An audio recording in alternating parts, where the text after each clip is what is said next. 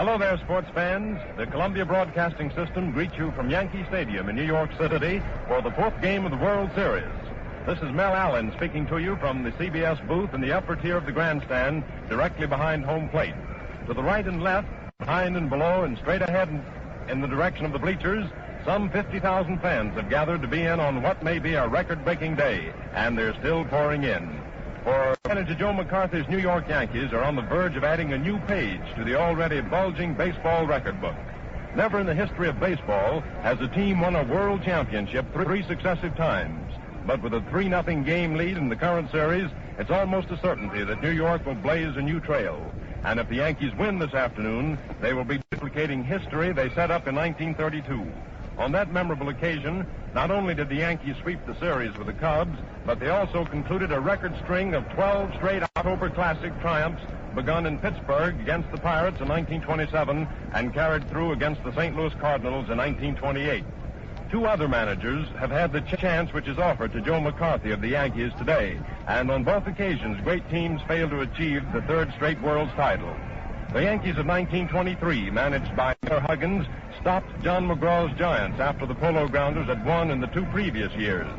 Connie Mack ran afoul Pepper Martin and the St. Louis Cardinals and lost out in 1931 after beating Chicago in 1929 and St. Louis in 1930. The bleachers, as usual, were rapidly filled up at an early hour this morning, and their long wait for game time was brightened by the appearance of Al Shack, the clown prince of baseball.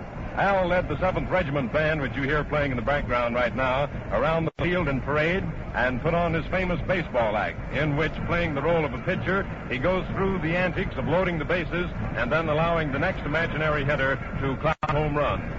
His encore was a tennis match. A net was set up in center field, and he battled his imaginary opponent for 5 minutes before succumbing to the ordeal.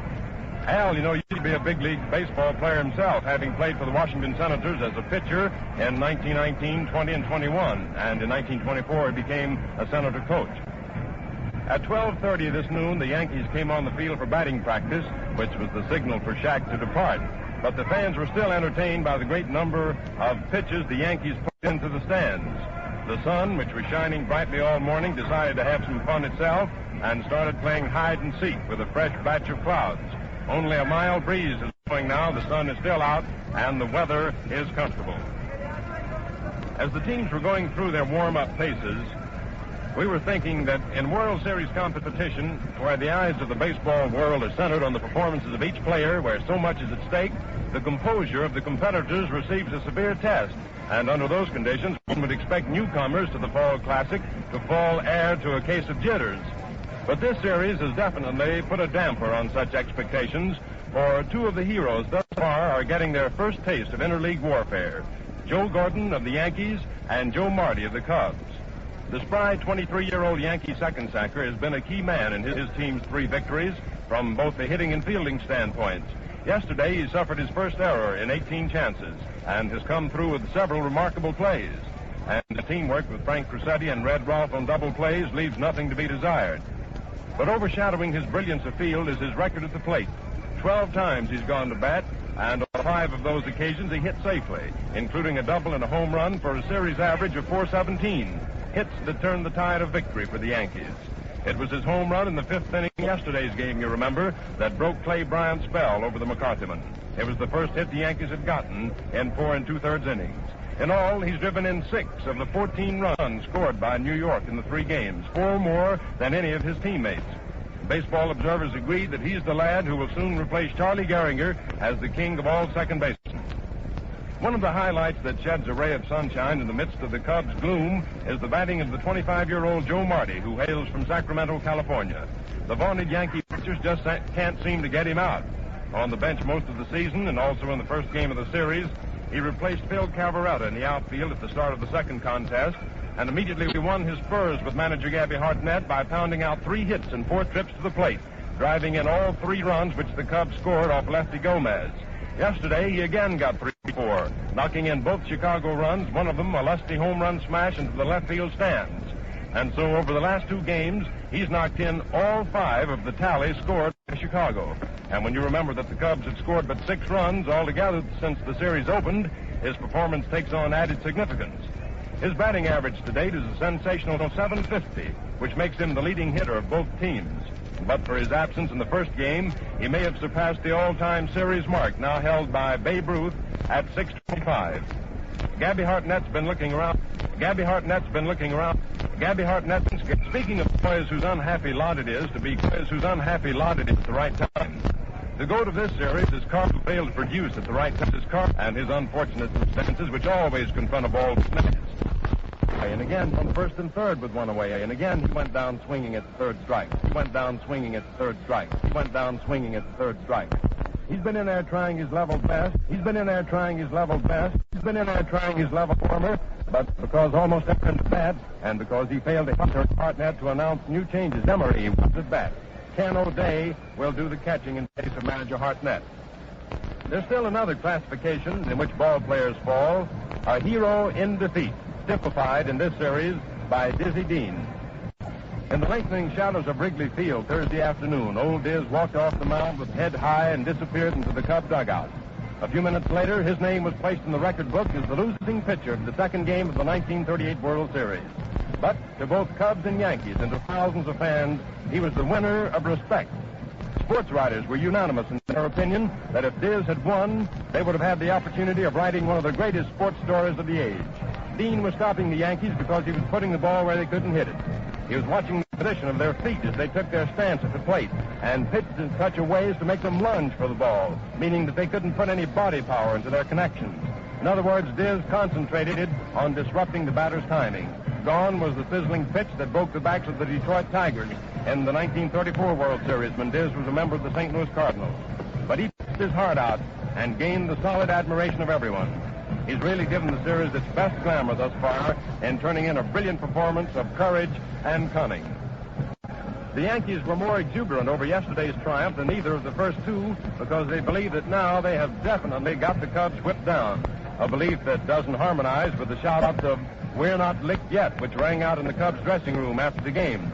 Nevertheless, the Yankees are confident that they will make it 4 straight today, and Joe McCarthy has selected Red Ruff to pitch them to their 3rd successive World Championship.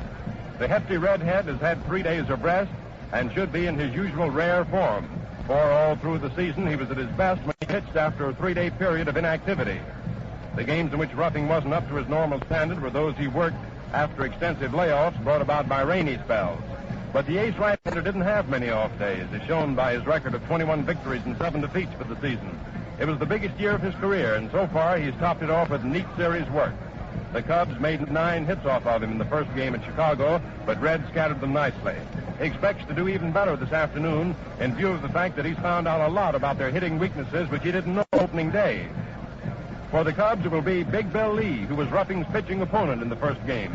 Lee went 8 innings against New York that day before he was removed for a pinch hitter, allowing 11 hits and 3 runs, striking out 6 men and issuing but 1 base on balls.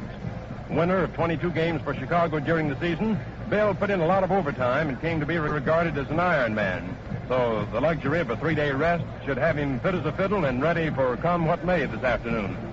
His whistling fastball and sweeping curve carried him to 9 shutouts, 4 of them in a row, and seldom has he suffered 2 defeats in a row, which makes the Cubs' chances of winning at least 1 game just a little brighter this afternoon. And now for the lineups for today's game. First, we'll take the Chicago Cubs. And if you've got your lineups there at home ready, here we go. Leading off for Chicago is Stan Hack. Hack is batting .500 in the series thus far, playing third base. Then comes Billy Herman, playing second base, hitting .182 in the series. Phil Cavaretta, right field, batting .444 for the series. Frank Demery, playing left field, hitting .143. Catching for the Cubs, O'Day, Ken O'Day. He hasn't been in any games, and of course his batting average is 0. Following O'Day is Rip Collins, first base, hitting .182. Then comes Joe Jurgis, shortstop, hitting .111. And following him is the Cubs pitcher Big Bill Lee, who failed to get a hit in the first game of the World Series, which he pitched. And of course his batting average is 0. Now for the New York Yankees. Frank Frasetti, shortstop, batting .182 for the series. Red Rolfe, R-O-L-F-E, Rolfe, third base, hitting 154 for the series. In third spot is Tommy Henrich. I believe, however, that there's going to be a change in this lineup, and Hogue will play right field instead of Tommy Henrich. We'll check on that officially in just a moment. DiMaggio is, of course, batting in the cleanup spot. Joe DiMaggio playing center field, hitting 273 for the series. Then comes Lou Gehrig, G-E-H-R-I-G. Lou Gehrig playing first base, hitting 300 for the series. Following Gehrig is Bill Dickey, the Yankee catcher, hitting 455. Following Dickey, George Selkirk normally comes in there, but I think the lineup, which we're checking on for you, will have Hogue playing in the place of George Selkirk, with Tommy Henrich taking his normal position at third spot in the batting lineup. Gordon, batting 8th, playing second base, and hitting 417. So there's the national anthem.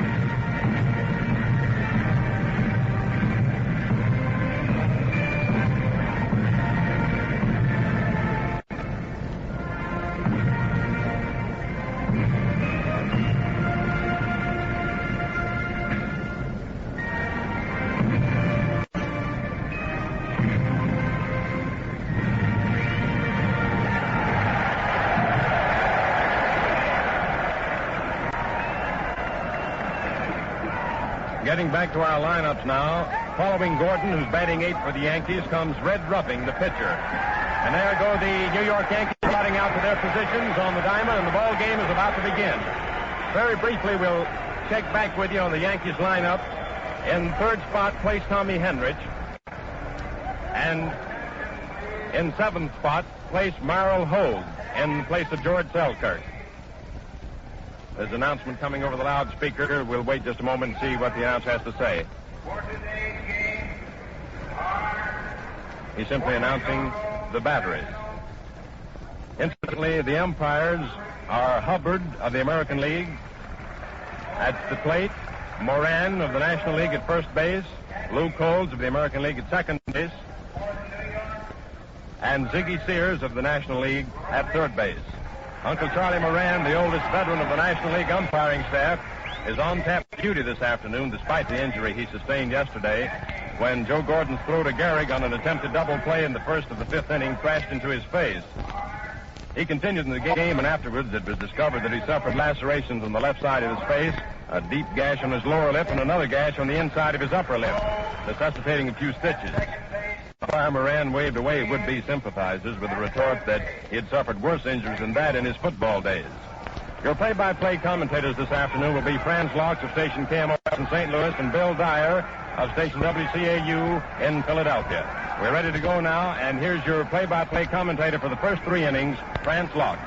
Thank you, Mel. Good afternoon, ladies and gentlemen. We're all set to go here in the 4th game of this series, and Stan Hack will be the first man up for the Cubs, to be followed by Billy Herman, and then Phil Cavaretta. Charlie Ruffing making his second start of the series. He won the opening game over at Wrigley Field in Chicago. They're glancing around at the outfield, and now we're just about ready to go. Ruffing comes in on the mound. He got his signal from Bill Dickey. Starts his wind-up, and here's the initial pitch of the game. Strike one call. Fast one on the inside corner, and it's 1 strike on Stan Hack. 1 strike is the count. Ruffing's in there again, goes into his windup. There's the next pitch, and a hot one back through the box, going out to center field. And Hack is on first base with a single. Stan Hack gets a single back through the box, and that brings up Billy Herman, the Chicago second baseman. Herman bats right-handed with Phil Cavaretta on deck. Manager Gabby Hartnett has shifted his lineup quite a bit this afternoon. He's backed himself, Ken O'Day-Izak on the outfield, and Al Reynolds is on the bench. Roughing base, nobody down. Up goes the arm. He's all set. Here's the pitch, inside ball. Roughing steps in there again to get his signal for the next pitch. Here's the next one, inside ball 2. That was the 7th hit for Stanley Hack in this series, which makes him batting a little bit over 500 so far. Billy Herman is hitting exactly 182 so far in the series. He's had 2 hits. Here's the next pitch. Strike. He swung at it. 2 balls and 1 strike.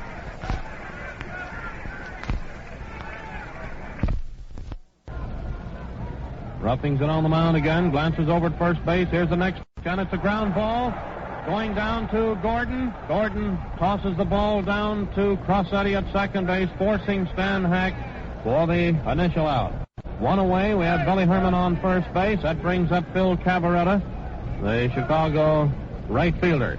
Cavaretta's had 4 hits out of 9 trips to the plate for an average of .444. Bats left-handed. Joe Marty on deck.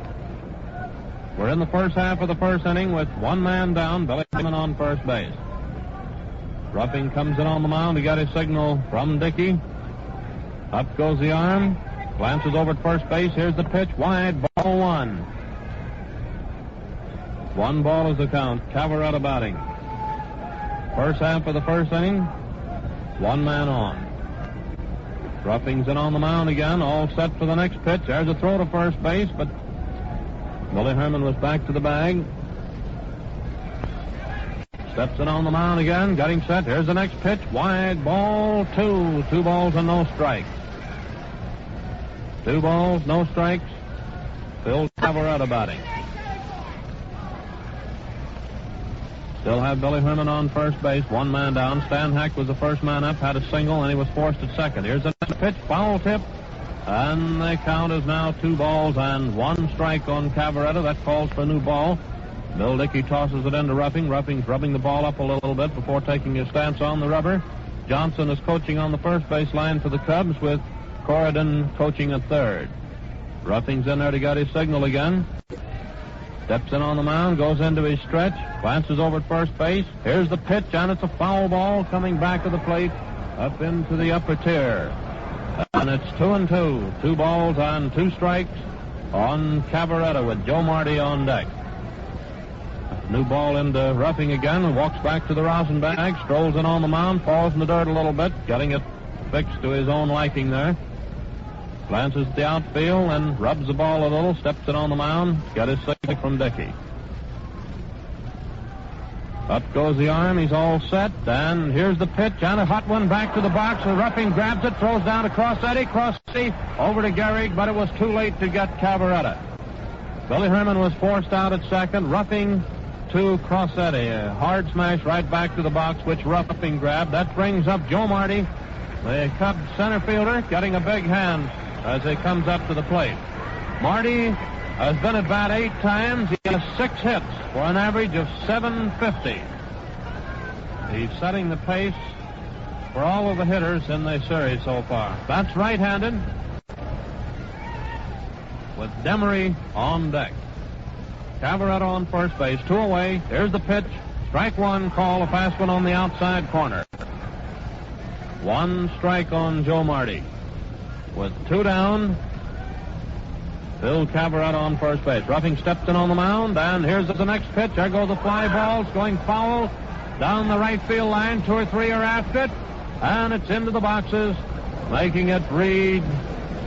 It was into the boxes, and the count is now 2 strikes on Joe Marty. First pitch was a called strike.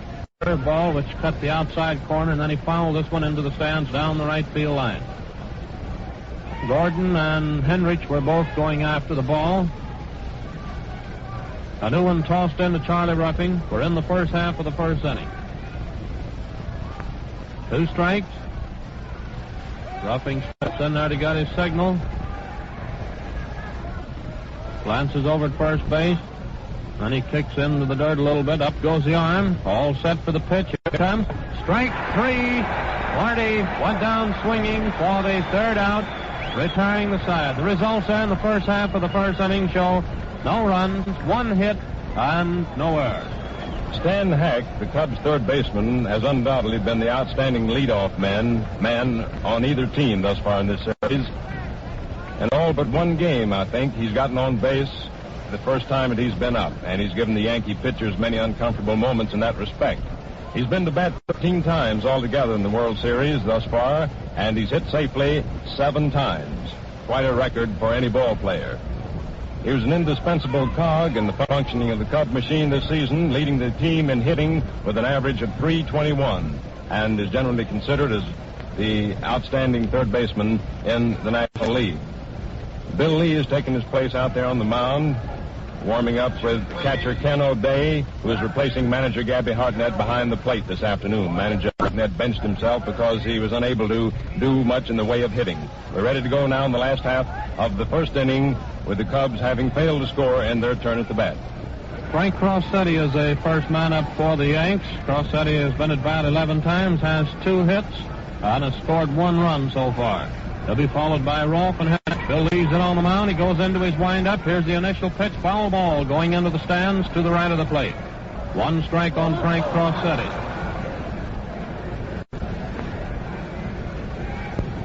One strike. New ball tossed into Lee. This is the last half of the first inning. Leaves it on the mound again. Here's the pitch, and it's strike 2 called. That one cut the inside corner. 2 strikes on Crossetti. Ball got away from O'Day. He dropped it. Had trot out in front of the plate to recover that one. 2 strikes is the count. Leaves it on the mound. Getting a signal now from O'Day. Combs coaching on the first base line. Fletcher at third for the Yanks. Lee starts his windup. Here's the pitch, and it's inside. Ball 1. 2 strikes and 1 ball. Crossetti batting. 2 strikes, 1 ball is the count. It's the last half of the first inning. Lee's getting a signal. Starts the old windup for the next pitch. Here it comes. Ball 2, a little bit high. It was over, but it was high, and the count is even up. 2-2. 2 balls, 2 strikes. Red Rolfe on deck. Steps in on the mound again to get his signal. Goes into his windup for the next pitch with the count 2-2. Here it comes, and it's strike 3. Crossetti went down swinging. That brings up Rolfe, the Yankee third baseman, a left-handed hitter, with Tom Henrich on deck. The reason Selkirk is out of the lineup was due to the fact that he wrecked his side yesterday while batting, or the day before, and it was bothering him, so Hogue is out in left field for the Yanks. Here's the first pitch. Strike 1 called. Curveball cut the inside corner. 1 strike on Red Rolfe with 1 down. Henrich on deck. It's the last half of the first inning. Lee gets his signal from O'Day, goes into his windup, and here's the next pitch on a drive. Going out to center field for a hit, and Red Rolfe is on first base. A single to center field. That brings up Henrich, the Yankee right fielder. That was Rolfe's 3rd hit of the series. Henrich has had 3 hits out of 12 trips to the plate. That's left-handed, 1 man down. Lee steps in on the mound. Up goes the arm. Getting set for the pitch. Here it is. Ball, it was high. 1 ball is the count on Henrich. Rolfe on first base with 1 man down. Steps in on the mound again to get his signal for the next one. Here it comes. Strike 1. He swung at that one. 1-1. 1 ball and 1 strike on Henrich. Falls back out to Lee. Rubs it up a little bit. Steps in on the mound. This is the 4th game of the series, and it stands 3 victories for the Yanks so far. Leaves it on the mound. He glances over at first base again. Here's the next pitch, and it's strike 2. Henrich took another cut. 2 strikes and 1 ball. 2 strikes, 1 ball is the count. Tommy Henrich batting. Red Rolfe on first base, 1 man down. Crossetti, the first man up, 1 down swinging. Leaves it on the mound again. Up goes the arm. All set. Glances over at first. Here's the pitch, and a foul back against the net. Count remains the same, 2 strikes, 1 ball. That calls for a new one, and Ken O'Day, the Chicago catcher, is rubbing it up a little bit before he tosses it out to Lee. And Lee does likewise after he gets hold of it. 2 strikes, 1 ball. Red Rolfe on first base, 1 man down. Lee comes in on the mound to get his signal again. Standing there now, glancing into the plate. Takes his stretch, glances over at first base. Here's the pitch, and it's ball. It was low, making the count read 2-2. 2 balls, 2 strikes, with Rolfe on first base and 1. Up goes the arm, getting set for the next pitch. Rolfe taking a nice lead, and he turns and throws over there at second. Rolfe started for second. Lee turned and fired the ball over to Collins, but before Collins could get the throw down to Jurgis, Rolfe was already down there with a stolen base. 2 balls and 2 strikes.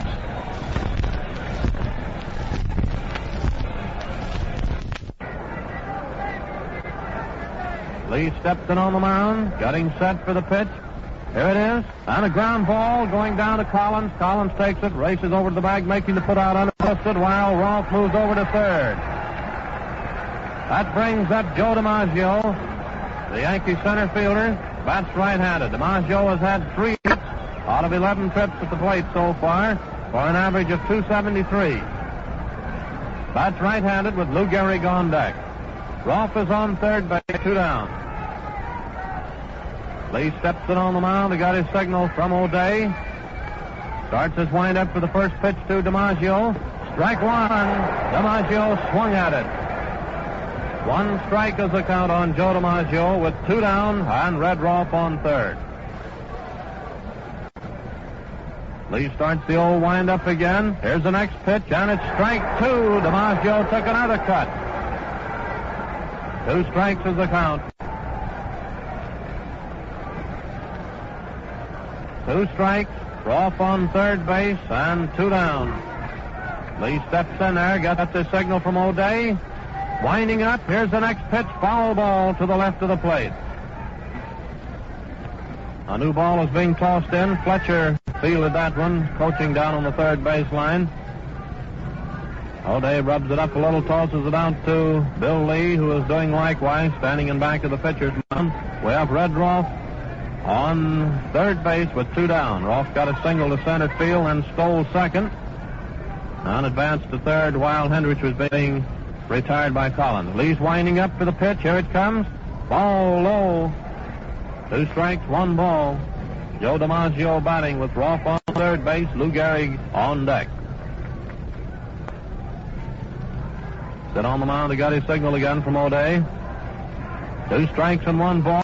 And here's the next pitch. He went down swinging. DiMaggio struck out for the 3rd out, retiring the side. The results there in the last half of the first inning show no runs, 1 hit, and no error. Before we start into the second inning, let's take time out for station identification. This is the Columbia Broadcasting System. This is the WBBM Air Theater, Wrigley Building, Chicago.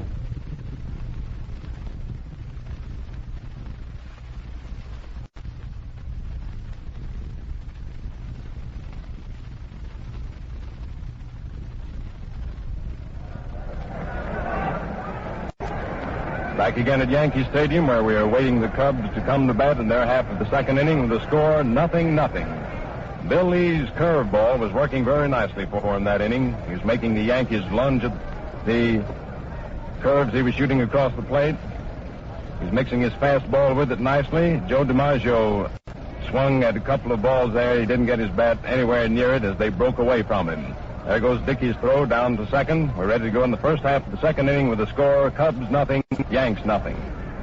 Frank Demery is the first man up for the Cubs here in the first half of the second inning, playing right field. He'll be followed by Ken O'Day, the Chicago catcher, and then Rip Collins. Demery bats right-handed. Frank Demery batting. He's had 1 hit out of 7 trips to the plate so far. Here's the first pitch, called strike. 1 strike is the count. 1 strike on Demery. Ruffing steps in on the mound. He got his signal again from Bill Hickey. Goes into his windup for the next pitch to Demery. Here it comes, and there goes a fly ball. It's going down the first base line, going foul. Gehrig coming over. He's under it, and he takes it for the out. Demery fouled out to Gehrig. One down. That brings up Ken O'Day, the Chicago catcher. Bats left-handed. O'Day has been in as a pinch hitter. Been in there twice. Hasn't any hits so far. Bats left-handed. Ruffing starts his wind-up. Here's the first pitch to O'Day. A little bit low. Ball one. One man down, nobody on. The hits are 1-1 so far. Hack getting one for the Cubs in the first inning. Rolfe getting one for the Yanks. Here's the next pitch, and a foul ball coming back against the net, making the count read 1-1. A new ball is tossed in. Cal Hubbard of the American League is calling balls and strikes. Charlie Moran of the National working at first. Luke Coles of the American at second. And Ziggy Sears of the National at third in the way of umpires. Here's the next pitch, and it's strike two. O'Day took a cut at it. 2 strikes and 1 ball. 2 strikes, 1 ball, 1 man down, nobody on. Ruffing's in on the mound, goes into his windup again. And here's the next pitch, wide, ball 2. 2-2. 2 balls, 2 strikes. This is the first half of the second inning. Ruffing steps in on the mound to get his signal. 2 strikes, 2 balls. Here's the pitch, and it's a foul ball. Coming in back of the plate, Dickey coming back after it. He's under it, and he makes the catch right back here in front of the net, directly in back of the plate for the second out. That brings up Rip Collins, the Chicago first baseman, a switch hitter. He'll bat left-handed against Charlie Ruffing. Collins so far in the series has 2 hits out of 11 trips to the plate. It's an average of 182. 2 down, nobody on. Jurgis on deck. Ruffing starts his wind-up. Here's the pitch and a ground ball going down the first baseline. Gehrig grabs it, tosses to Ruffing, who covers the bag. A nice play on the part of Charlie Ruffing for the third out, retiring the side. The results there in the first half of the second inning show no runs, no hits, and no errors. Red Ruffing looks like he's going to turn in a great game this afternoon. His pitches seem to be baffling the Cubs thus far, with the exception of Stan Hack, who nicked him for a single in the opening inning. Red had very little trouble with the Cubs in their half of the second inning, setting them up 3 up and 3 down. Demery popping up to Gehrig, fouling out to him. O'Day fouling out to Dickey behind the plate, and Collins grounding out. It's very interesting to watch pitchers work when they get the batter in the hole, when they get 2 strikes on him. The next pitch usually is on the outside corner of the plate, very wide, because the pitcher hopes that the batter will offer at it, inasmuch as the batter is on the spot and is afraid to let anything go by for fear this might be called a strike. They're up there anxious to cut it the next pitch, and they usually sometimes whip at it and go down swinging for the 3rd strike. Here we go in the last half of the second inning. The score, 0-0. Lou Gehrig is the first man up for the Yanks, the Yankee first baseman. Bats left-handed. He's had 3 hits out of 10 trips to the plate so far. The pitch, and it's high, ball 1.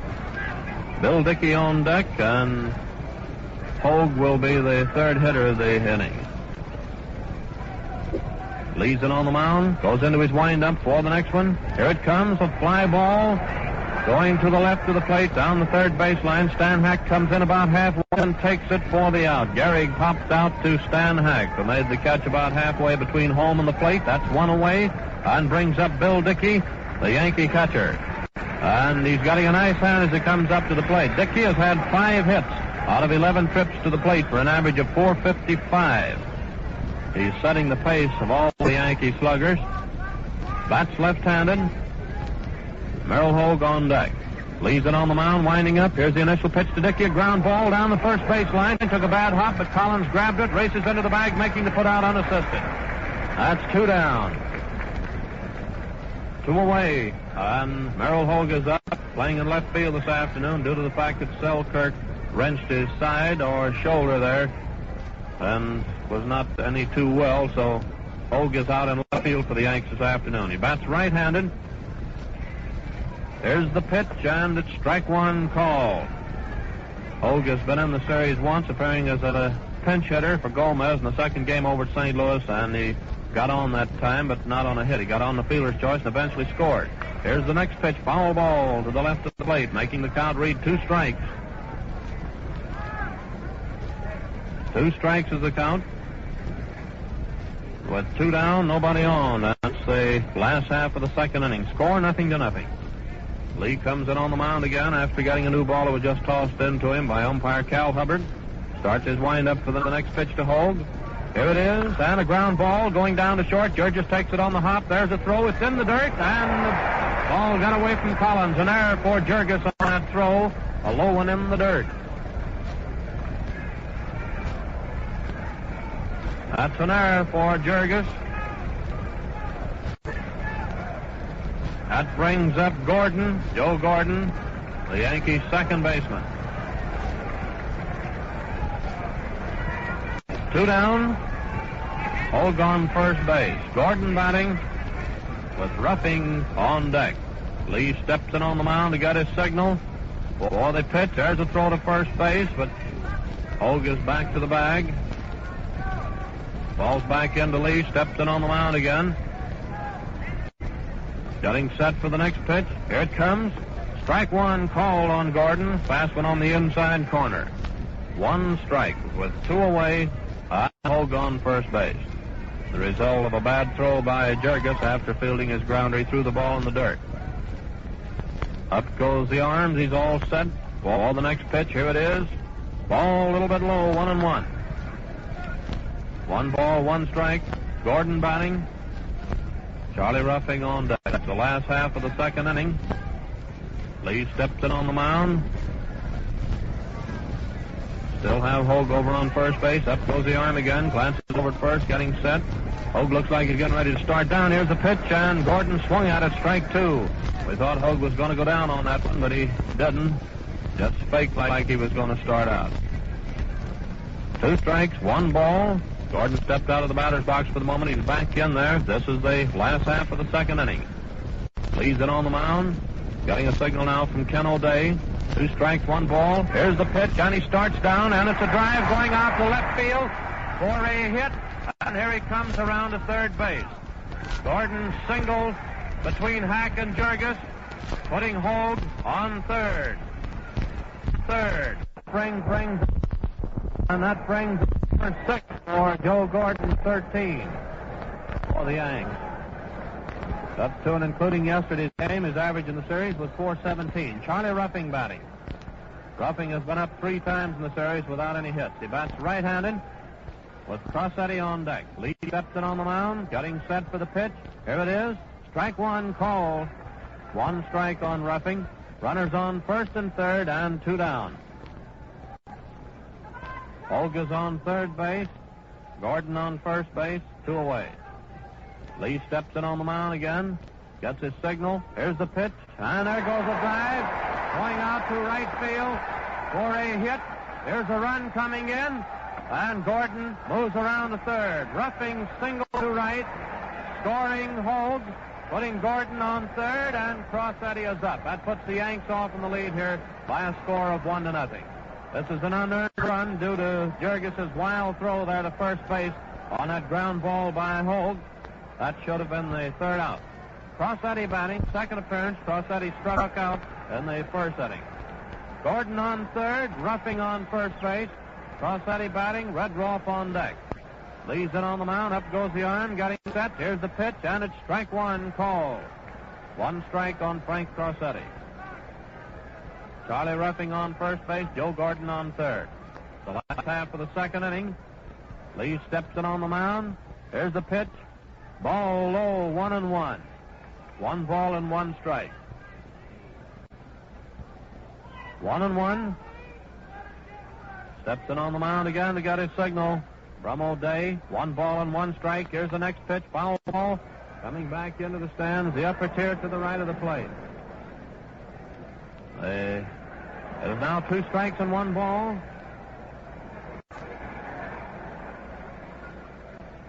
Two strikes, 1 ball. A new one is tossed in to Bill Lee. Still have runners on first and third, and 2 down. Up goes the arm now. Getting a signal from O'Day. All set for the delivery. Here's the pitch. And there goes a drive going out to right field. And the ball gets away from Demery. He misjudged and let it get away. 1 run is in. Here comes Ruffing coming in.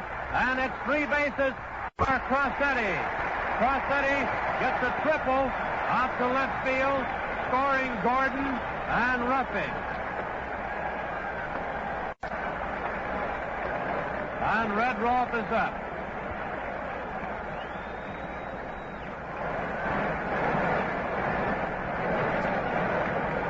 That was a triple for Crossetti.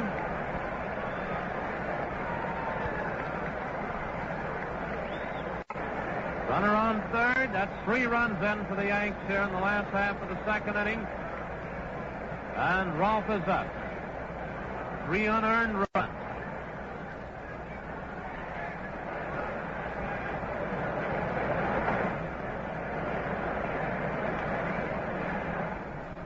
We're waiting on Red Rolfe to get out to the plate. There he comes now, strolling out with a couple of war clubs. A couple pitchers have started warming up for the Cubs.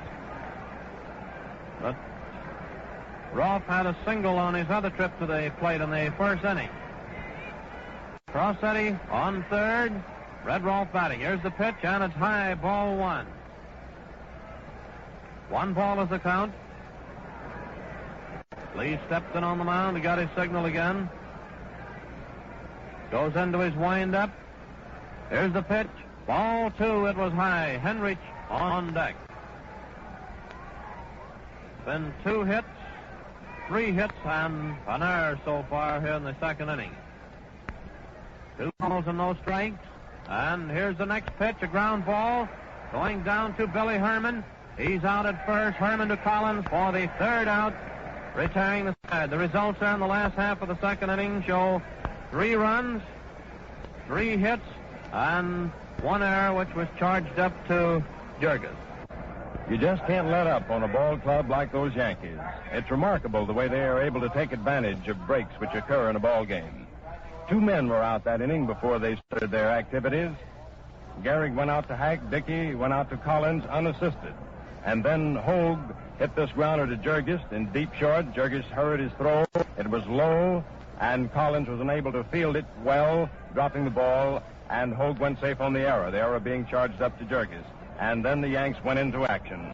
Gordon, who is one of the shining lights of this series, came up to the plate for his 13th time in the games played and got his 6th hit, keeping the Yankees' budding rally alive. And then Red Ruffing, who is one of the best hitting pitchers in the major leagues, came through with a sharp single to right, sending Hogue home the first run of the inning for the Yankees. And then Frankie Crossetti came up and clouded that hard triple down the left field foul line, which Demery almost got his hands on but couldn't hold. And now as we go into the first half of the 3rd inning, the Yankees are leading the Cubs 3-0. Bill Jurges, first man up for Chicago here in the first half of the 3rd, to be followed by Bill Lee and then Stan Hack. Jurges bats right-handed. Ruffing's in on the mound, getting set, starts his wind-up. Here's the pitch, and it's a foul ball going into the stands to the right of the plate, up against the roof, bouncing back down on the playing field. Jurges has had 1 hit so far in the series. This is his 10th appearance at the plate. New ball tossed in. Ruffing rubs it up a little bit, strolls in on the mound. 1 strike is the count. This is the first half of the 3rd. The Yanks leading 3-0. Ruffing starts his wind-up. Here's the pitch. Ball low, 1-1. 1 ball and 1 strike. 1-1, the first half of the 3rd inning with Bill Jurges batting. Chicago shortstop. Goes into his wind-up for the next pitch to Jurges. Here it comes. Strike call. Fast one on the outside corner. Out at first. Ruffing to Garrett. Couldn't have scored against him there. Bill Ruffing's in on the mound. Goes into his 1 strike on Bill Lee. Will stand his wind-up again. Here's the next pitch. Lee's 3rd appearance at the plate. He has Lee 2 strikes. Here's the next pitch. Wide ball. 2 strikes, 1 ball with 1 man down, nobody on. The first half of the 3rd. Ruffing walks over to, comes back in on the mound. He got his, comes back in on the mound. He got his, from Dick, brings up Stan Hack. Ruffing's only allowed 1 hit, so plate. Here's the pitch, foul ball down the left field line. He's away, nobody on. There goes a drive out to left field. He is on first base with him and Hack 2 down. That brings up Bill second. Cubs have 2 hits, and both of them go to the credit of Stan Hack. For 8 for Hack in the series. Foul ball up into the stands, the upper tier to the left of our CBS booth. And one of the fans made one of those sensational one-handed stabs.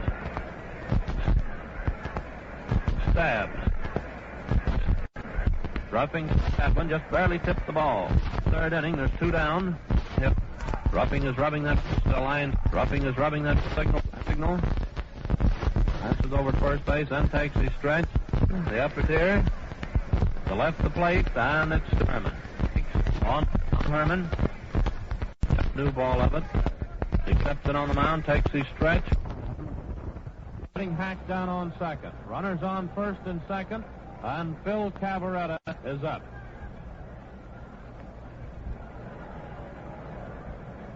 Phil Cavaretta batting, a left-handed hitter. Marty on deck.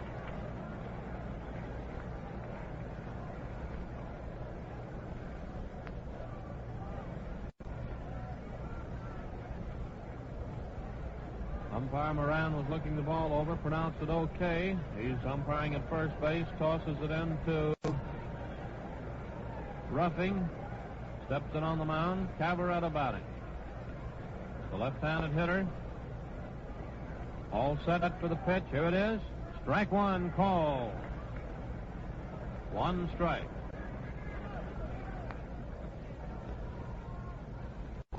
One strike on Cavaretta. Runners on first and second. Hack down on second. Billy Herman on first base. Here's the next pitch, and it's a pop fly. Going out to second base. Gordon is under it, and he takes it for the third out, retiring the side. The results there in the first half of the third inning show no runs, 2 hits, and no error. The Cubs had a scoring chance then with 2 men out and 2 men on base, but they were unable to do much about it. In contrast to the Yankees, who came through with 3 runs after 2 men were out. Among the spectators out here this afternoon, we spotted down in the boxes in the lower tier of the grandstand is Jack Dempsey, former world's heavyweight champion. Before the game, Jack visited both the Cub and Yankee dugouts, and while over in the Yankee dugout, he posed with manager Joe McCarthy of the Yankees for photographers. McCarthy was holding Al Schacht, the Clown Prince of baseball, holding Schacht's big mitt. It's an enormous thing. It's a monstrous thing, as a matter of fact. And Dempsey uncorked that powerful right arm of his and pounded into the mitt while the cameras clicked. And now here we go into the last half of the third inning. The Yankees at bat, and the Yankees leading 3-0. Tom Henrich is the first man up for the Yanks here in the last half of the third, to be followed by Joe DiMaggio and Lou Gehrig. Bill Lee starts his windup. Here's the first pitch. It's a ground ball going down to Collins.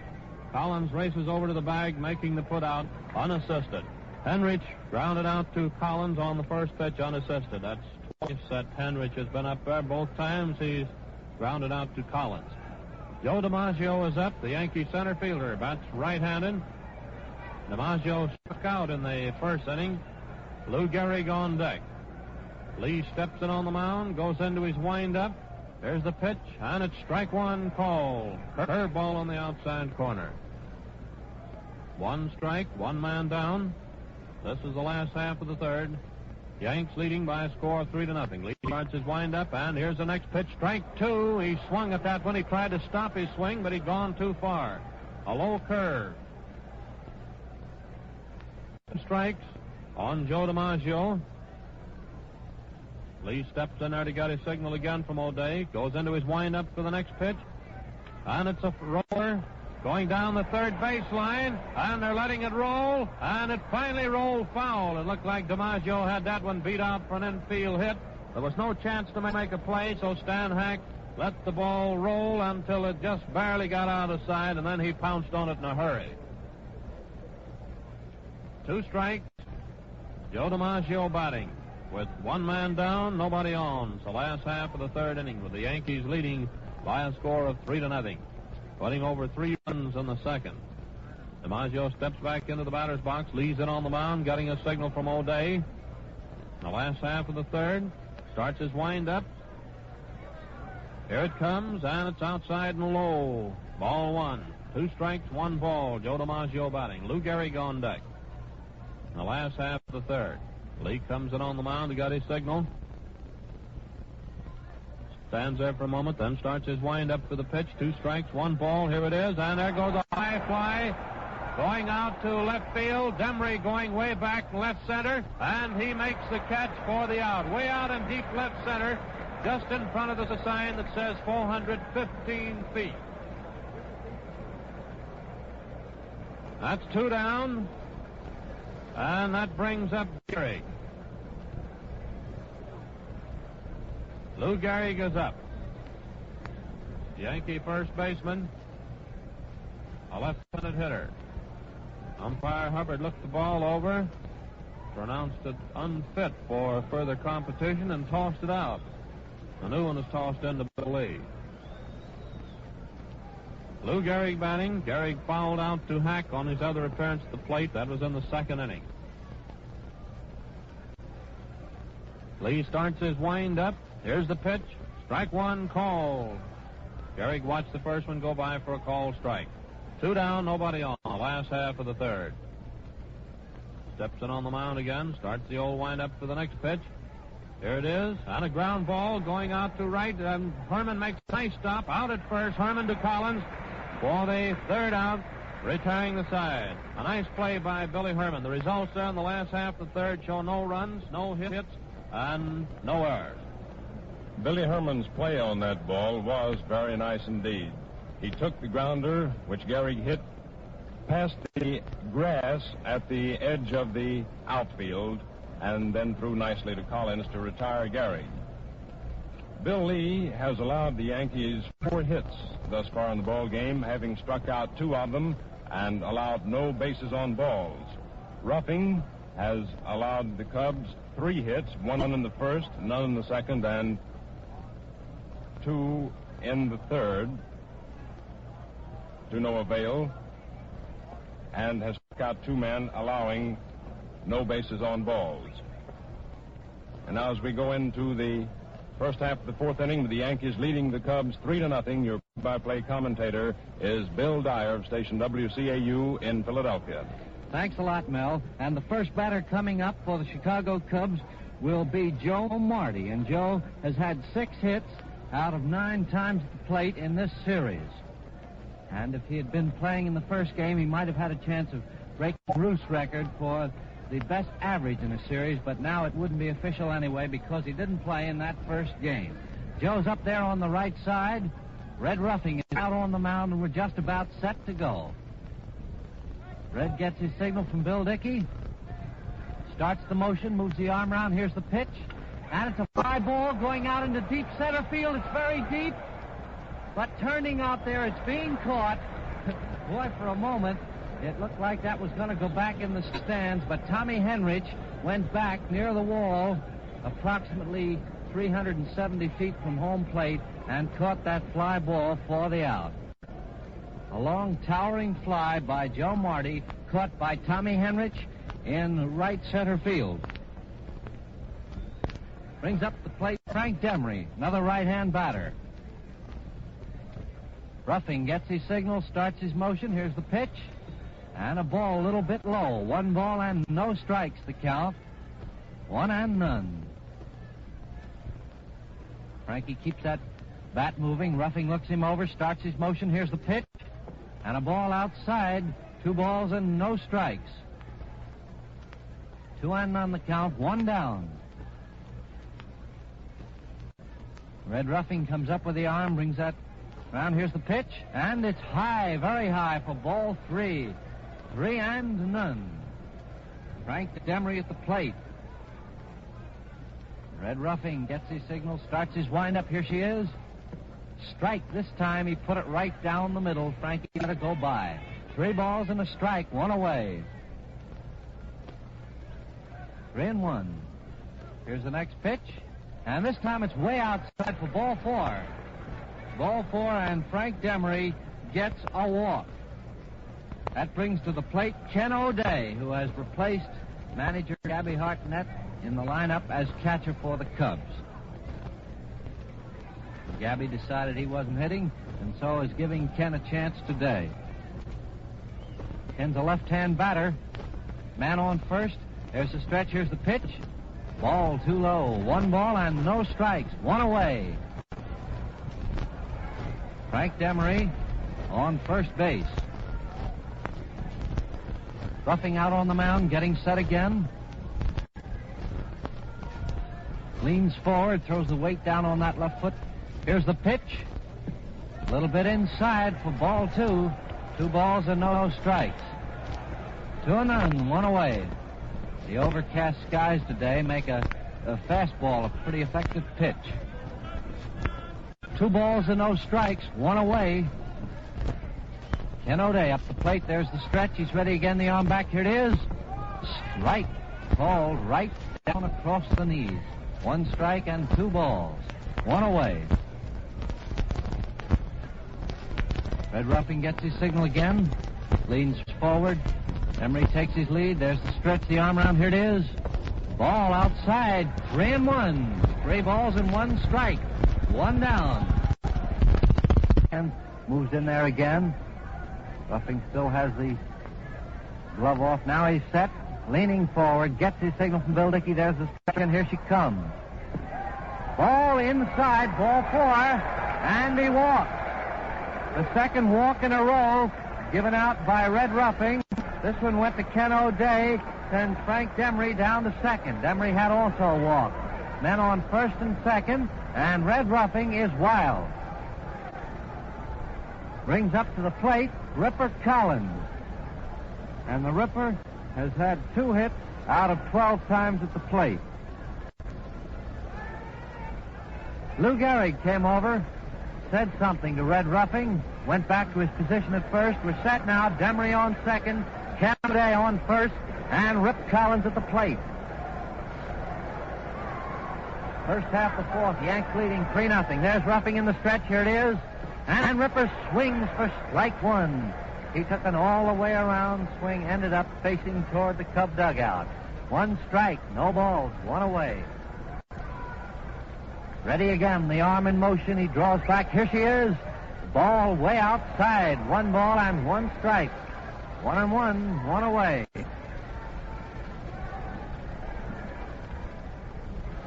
Ruffing takes his time, juggles the ball for a moment. Leans forward. There's the stretch. Here it is. And Ripper fouls one back to the screen. Strike 2. 2 strikes and a ball on Rip Collins. 1 away. Rip's a switch hitter, but he's batting left, of course, against Ruffing, who is a right-hander. 1 down. Demery takes his lead off second. Ken O'Day staying right on first. Ruffing's working very slowly now. Massaging another new ball. Now he's ready to go. Getting his signal from Bill Dickey. Leans forward. He's in the windup. Here's the pitch. And he struck him out. Rip Collins bit on a very high inside fastball. A high hard one. Inside, and Rip swung, missed it. That brings up Bill Jurgis. Bill's had 1 hit in this series out of 10 times up. 2 away now, 2 men on. First half of the 4th. Jurgis bats on the right side. Ruffing goes in the stretch. Here it is. Ball high. 1 ball and no strikes. 1-0 the count. Manager Gabby Hartnett is standing down on the very end of the dugout, watching everything very intently.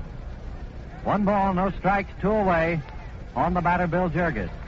Ruffing set again. There's the stretch. Here it is. And he hits a ground ball going down to deep short. There's a thrower by Corsetti to Gordon, and the ball is dropped at second. Here comes a run across the plate. The ball's finally recovered. Demery scored. Ken O'Day went into third base, and Jurgis is on first. It was a ground ball hit that time by Bill Jurgis down to deep short. Corsetti picked it up, threw the ball fast down to Gordon, trying for the forced play, and the ball was dropped.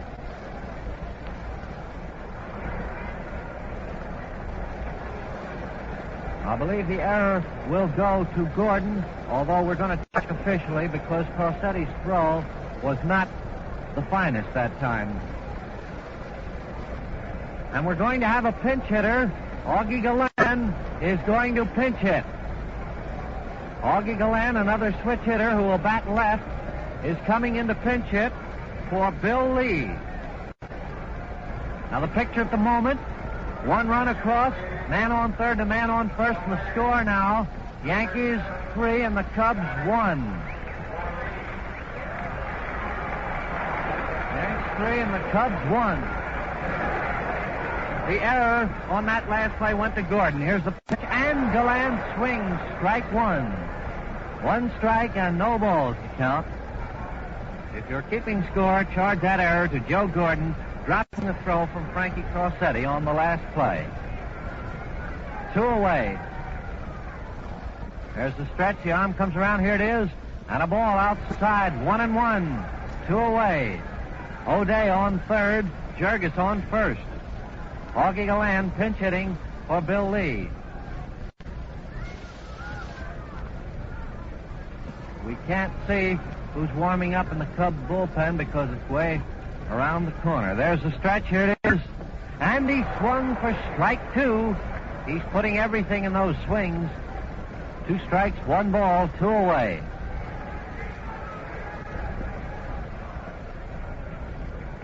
Two strikes and a ball, 2 down.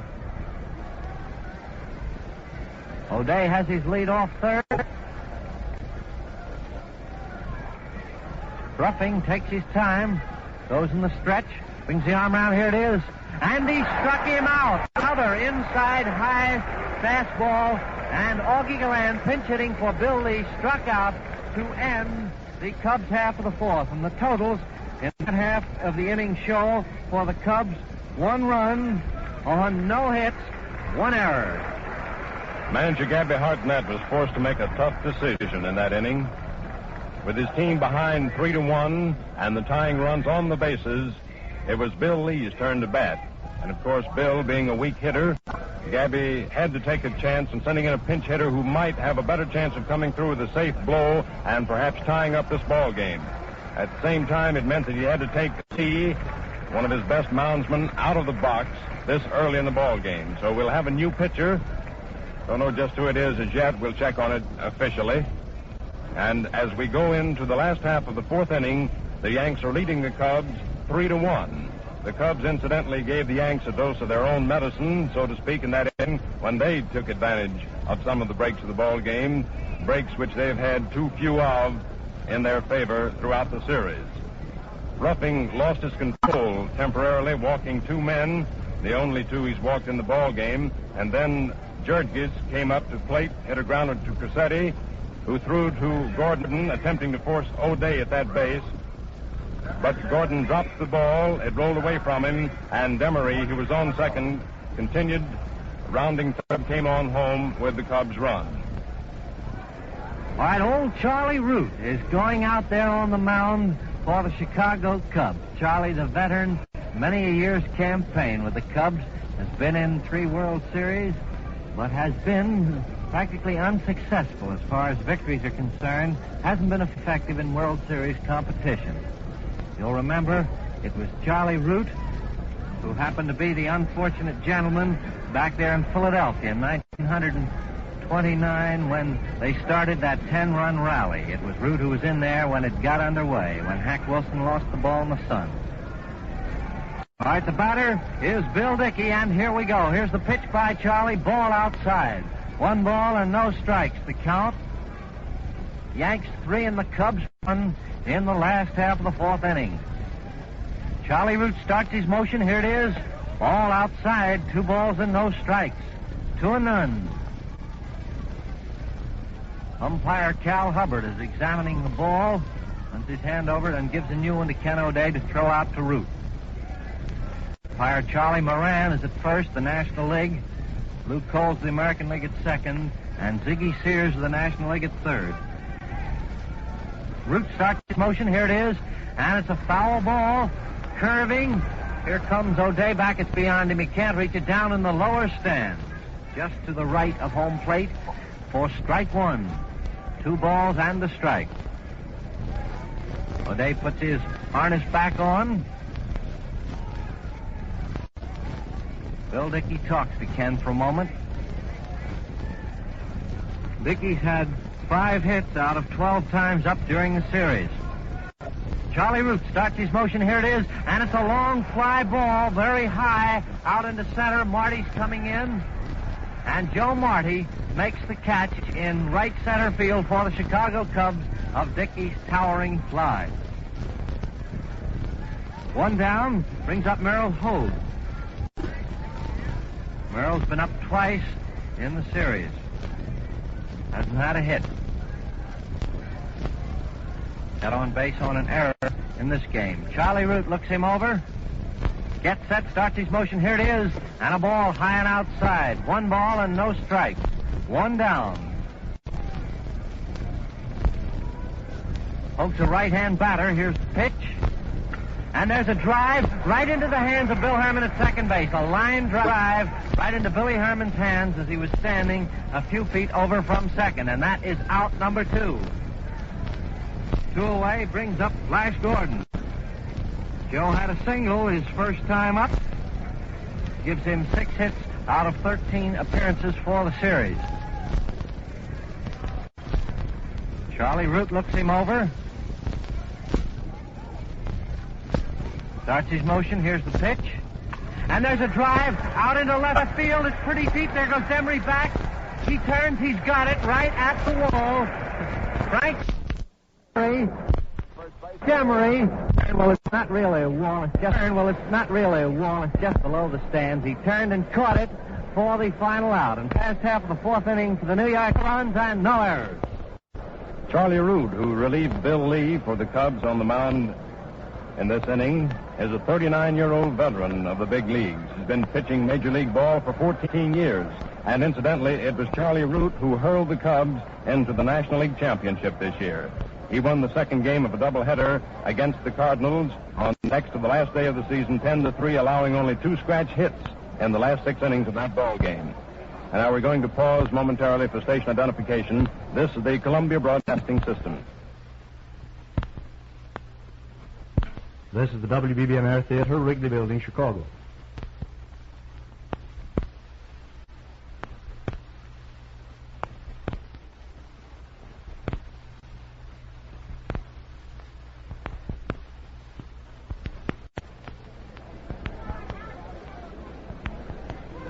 Here we are back again at Yankee Stadium, getting ready to go into the first half of the 5th inning with the Yankees leading the Cubs 3-1. Stan Hack comes to the plate. Stan's had 2 hits in this ball game out of 2 appearances. He's had 8 hits in the series. Here's the pitch. And it's a ball out into left field. Hogue comes in, waits for it, and takes it. Merrill Hogue came in, had plenty of time to get under that ball for out number 1. 1 away, and Bill Herman coming up. Hack, incidentally, has had more hits than any other player in the series so far. Bill Herman coming up. Bill's had 1 out of 2 for the day. Here's the pitch to him, and he wails one down foul into left field. The first pitch was a nice fastball. He stepped into it and slashed it wickedly, but it curved foul in the lower left field stands. Strike 1. He's a right-hand batter. Here comes His next pitch, a slow ball. It's a ground ball down to Flash Gordon, who picks it up. There's the throw to first. He's out. Gordon over to Gehrig. Flash had it. It was just a medium hit ball as far as speed was concerned, and Gordon had plenty of time to pick it up, get it over there for out number 2.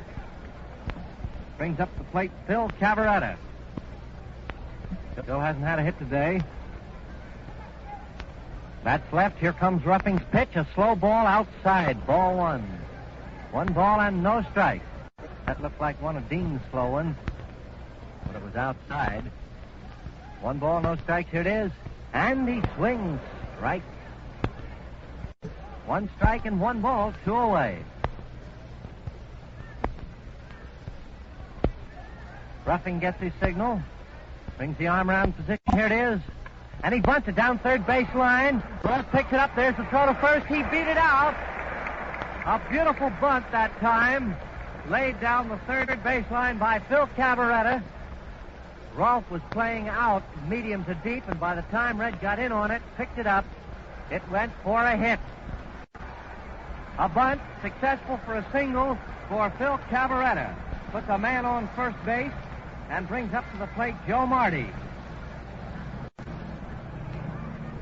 Ruffing leans forward. In his stretch, the arm around. Here it is. A slow one and a high pop fly going out.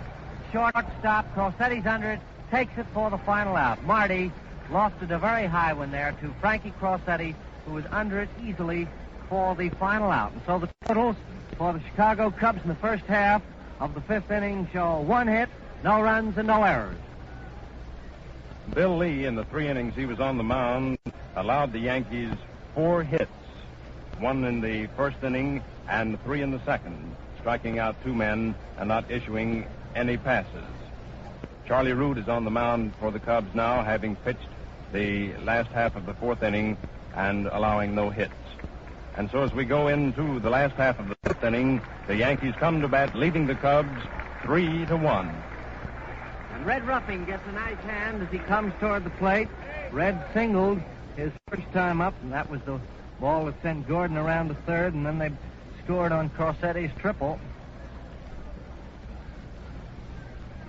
Ruffing taking a couple of bats. He's a slugger as well as a pitcher.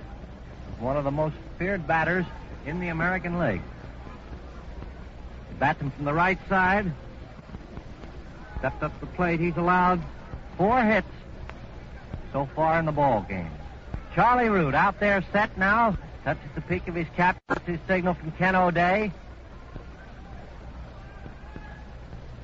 Old Charlie takes his time. Here comes the pitch. And a foul ball coming just below our CBS microphone. Strike 1. 1 strike and no balls on Red Ruffing. Yanks leading 3-1. Last half of the 5th inning. Root gets his signal again, brings the arm around. Here it is. Strike, a fast ball, breezing its way down the center. Red let it go by. 2 strikes, no balls. Charlie Root set again. Here comes the pitch. And he hits a high fly. Ball's just foul back the plate. O'Day's under it. And Ken takes it. Ken O'Day took that ball just foul by a couple of feet. Back of the plate and a little bit down toward third. 1 away. That was Ruffing fouling out.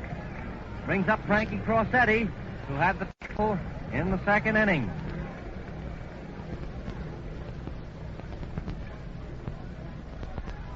Charlie Root looks him over. Frankie bats on the right side. Here it is. Strike called. Fast one again down the middle. 1 strike and no balls. 1 away. Charlie gets set. Comes around in motion. Here it is. And there's a fly ball going out into short right field. Cabaretta is in. Herman's out. Phil Cabaretta made the catch. Herman almost decided to bump into him that time, but just managed in time to see that Phil was waiting for it. Turned, stepped aside, and let Phil take care of it.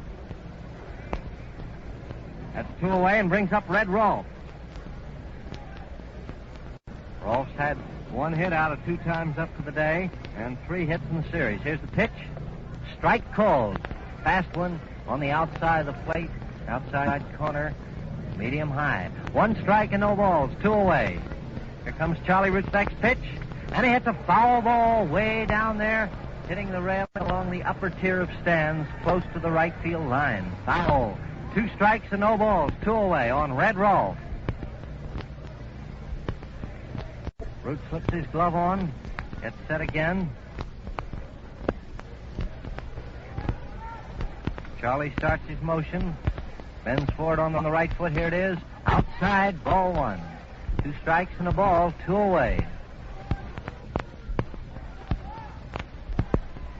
Charlie takes his signal again. Here's the next pitch.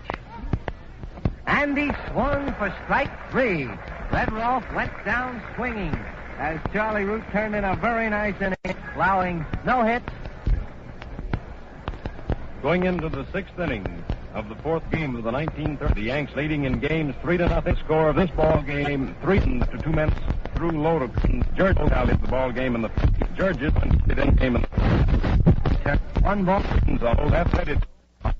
Here it is. Right now, Bill Dickey. 1 motion a little bit low. 1 ball run. He take here comes the pitch. That ball comes in and makes it that he 1 away and take popping out to to Joe Gordon in short center on the grass. That brings up the plate Ripper Collins. Rip batting left today against Ruffing. Red starts his motion. Here comes the pitch. And a foul ball up the screen. Strike one. One strike and no balls to count. 2 away.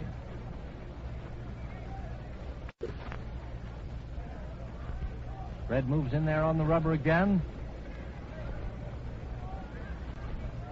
Scratches around, kicks the dirt a little bit. Throws the weight for it on the right foot. Here comes the pitch. Slow ball too high. Ball one. 1 ball and 1 strike. 2 away. Nobody on. The Yanks leading the Cubs 3-1 in this 4th game of the World Series at Yankee Stadium. Here's the pitch. And he swung. Strike 2. Rip Collins is swinging very hard on those balls. 2 strikes and 1 ball. Ruffing starts the motion. Here it is. Foul ball. 2 strikes and a ball. 2 away. He seems to be giving Rip a lot of high balls on the inside of the plate. 2 strikes, 1 ball, 2 away. Ruffing, right-hander on the mound. Starts his motion. Here's the pitch. And there's a drive going down into right. It's curving foul in the stands. Rip Collins caught a hold of that one solidly, but it went foul of the right field line by a few feet into the lower stands. It was a slow one. Red Ruffing starts his motion again. Here comes the pitch. There's a ground ball going down to Lou Gehrig, who picks it up, gives it to Ruffing, covering the bag, and there's a ground ball down to Lou Gehrig, who picked it up and simply flipped it underhand to Red Ruffing coming over, making the play for the final out. And so the totals in the last half of the 6th for the Yankees show no hits, no runs, and no for the Cubs. No hits, no runs, and no errors.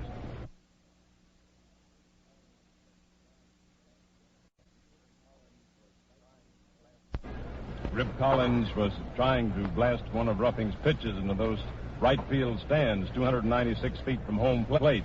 He tried to do the same thing in the 4th inning when the Cubs had 2 men on base, because if he had been able to turn the trick, it would have tied up the score. Ruffing struck him out in that inning and got him out on a grounder this inning. Maybe if Rip keeps trying, he'll finally be able to put one in there. As we go into the last half, or rather the first half of let me get that straight here now. As we go into the last half of the 6th inning, the Yankees are at bat, leading the Cubs 3-1.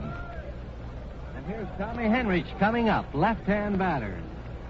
Tommy hasn't had a hit today. He's had 3 hits in the series out of 14 appearances. Charlie Root looks him over. Here's the pitch. And a strike. Nice fastball on the inside corner of that plate, a little above the waist. 1 strike, no balls the count. Root starts the motion. Here it is. Henrich hits a drive out into right field. It's pretty deep. It's going way out. And there it goes up in the stands for a home run.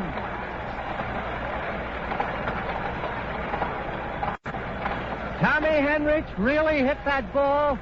A drive. It wasn't so high, but it was traveling plenty fast and far. And it disappeared over the head of Tabaretta up in the stands where the writing on the wall reads 344 feet. And the ball went up several rows, so I should say it traveled about 355 to 360 feet. A home run for Tommy Henrich, putting the Yankees now 4-1 over Chicago. And up to the plate comes Joe DiMaggio. The first pitch into Joe is ball 1. Right-hand batter. 1 ball and no strikes. 1 ball and no strikes. Here it is. A little bit low. Ball 2. 2 balls and no strikes. 2-0 the count. Charlie Root gets set. Starts his motion. Here's the pitch to Joe. And there's a drive way out. It's curving. Oh, it's going to be foul. That ball went over the Yankee Stadium. Foul. Boy, how he hits them. That one he hit in Chicago, I guess, is still traveling, and that ball went way over the Yankee Stadium somewhere. Foul. Strike 1. 2 balls and a strike on Joe DiMaggio. Here's the pitch. Outside for a ball 3. 3-1 in the count. 3 balls and 1 strike. Joe DiMaggio at the plate. Here comes the pitch. And he hits a pop foul ball over near the Cub dugout. Ken O'Day's over. And Ken takes it for the out. Joe DiMaggio fouling out to Ken O'Day. Out number 1. That brings up Lou Gehrig. Lou's had 3 hits out of 12 times up in the series. Has failed to hit in 2 appearances today. 1 away.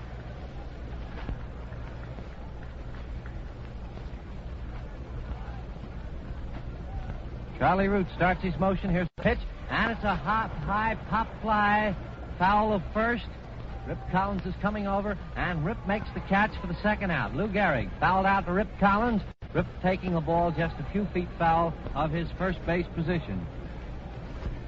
2 away brings up Bill Dickey. Bill hasn't had a hit today. He's had 5 hits in the series, 4 of them the first day when he had 4 for 4.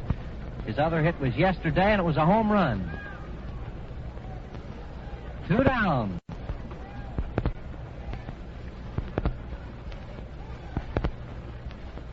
Charlie Root in motion. Here's the pitch. And there's a hard drive for a hit into right field out past Bill Herman. A single by Bill Dickey into right field past Herman. Hard hit. 2 away, a man on first base. Yankees leading the Cubs 4-1, and Merrill Hogue coming to plate. Merrill hasn't had a hit in 2 times today. He's playing in place of George Selkirk, who has a wrenched shoulder. Hogue bats right. Here's the pitch to him. Out. 1 ball and no strikes. 2 away. Ken O'Day crosses home plate, calls a word to Charlie, gives him the ball.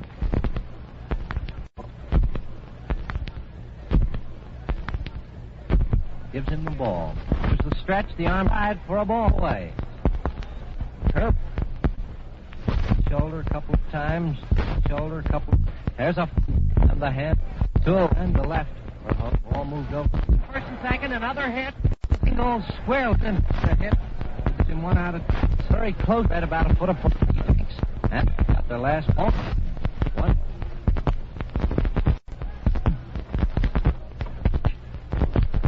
Joe.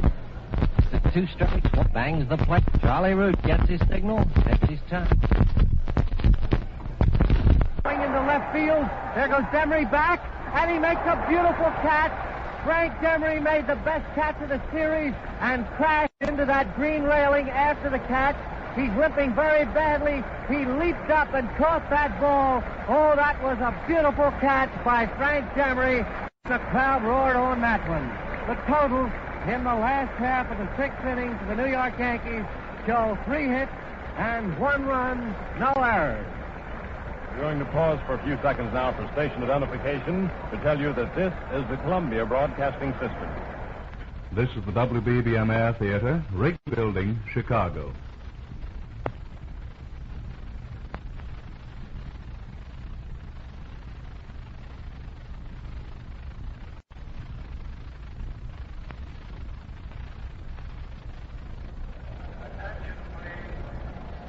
Frank Demery's sensational catch to retire the Yankee side in this past inning was a lifesaver for the Cubs because that ball was certainly headed for home run territory and would have given the Yanks 3 more runs. As it is, going into the first half of the 7th inning, the Yankees lead the Cubs 4-1. And your play-by-play commentator for the remainder of the ball game is Franz Locke. Thank you, Mel. And going into the first half of the 7th inning here reminds us that so far in the series that neither team has been able to put over a run in the stretch inning. So we'll see what happens here this afternoon in this 4th game of the series. Bill Dickey just makes his throw down to second base, and Bill Jurgis will be the first man up for Chicago in the first half of the 7th. First half of the 7th inning, Jurgis batting to be followed by Charlie Root. I will have a pinch hitter in there for Root, and then Stan Hack will be the third hitter. Ruffing's in on the mound, goes into his windup for the first pitch. Here it is. Strike one called on Jurgis. One strike, Bill Jurgis batting. First man up for Chicago, his third appearance at the plate. He hasn't any hits so far. He got on once. That was in the fourth inning when they made an error on his grounder trying to force a man at second. Here's the next pitch, a foul to the right of the plate. And the count is 2 strikes on Jurgis. A new ball tossed into Charlie Ruffing. First half of the 7th inning with the Yanks leading by a score of 4-1. Ruffing steps in on the mound. He got his signal from Dickey. 2 strikes is the count. Jurgis batting. Ruffing goes into his windup. Here's the pitch, and that's the drive going out to right field. Looks like it's going to be a hit just inside the foul line, and it hops into the stand on the first hop, and I think that's 2 bases under the ground rule. 2 bases for Bill Jurgis. A line drive out to right field, hits the ground, hops into the right field stand. Jurgis down on second. And let's see. Tony Larry coming in to bat for Charlie Root.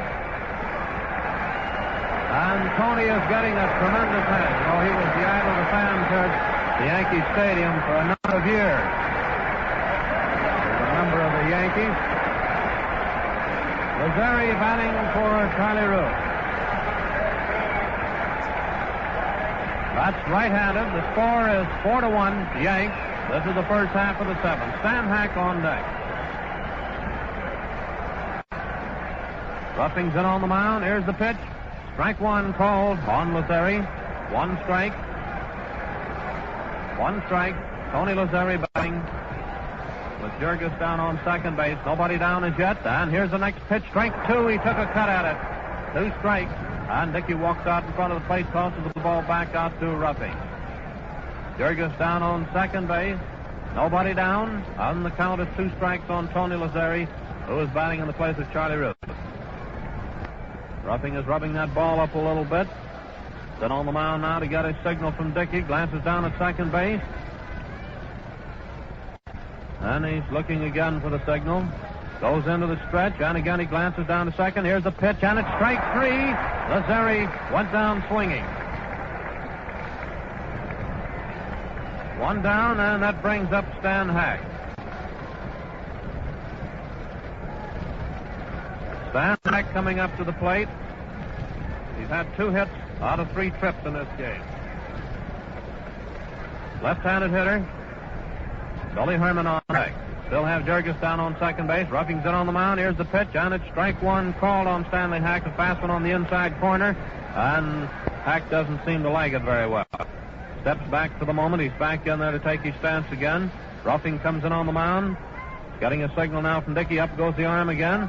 And here's the next pitch, and it's a fly ball going out back of third base. Crossetti and Roth going after it. And Crossetti makes the catch just inside of the foul line for the second out. That's 2 away, and Billy Herman is up in the first half of the 7th inning with the Yanks leading by a score of 4-1. Bill Jurgis, the first man up, doubled to right.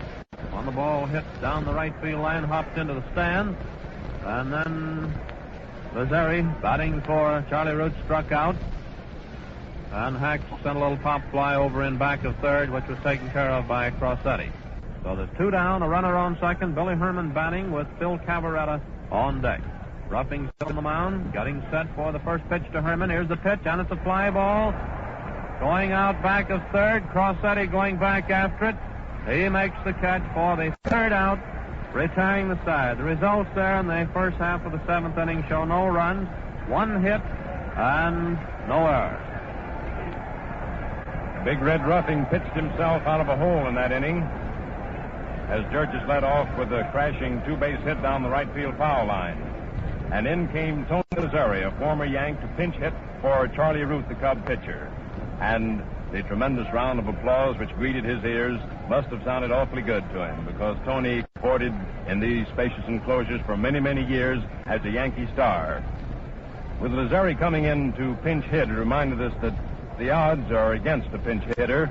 They're always on the spot because they're usually sent in there with men on bases where a hit is needed to score runs. And if they fail to come through, of course, they walk back to the dugout rather shamefaced about the whole thing. Thus far in this game, the Yankees have gotten 7 hits. off the Cub pitchers.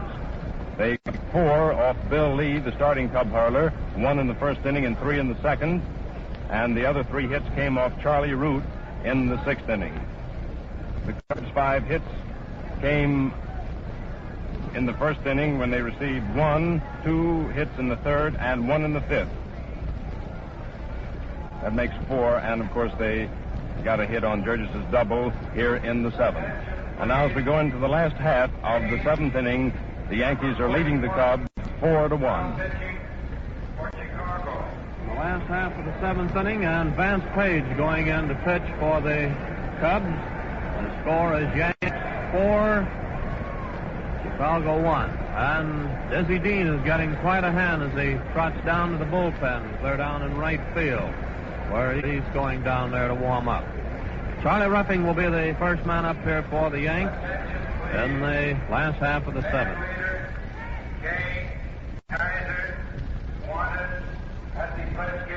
Charlie Ruffing batting. Bats right-handed. Vance Page is still making his warm-up tosses. There's O'Day's throw down to second base to Billy Herman, and we're all set to go. Ruffing has been up to the plate twice in this game, and he has 1 hit, cracking out a single in the 2nd inning that drove in the Yankees' first run, scoring Hogue, who was on base at the time. Crossetti will be the second hitter, followed by Red Rolfe. Vance Page is on the mound. He got his signal from O'Day, goes into his windup. Here's the pitch, and it's strike 1. Ruffing swung it.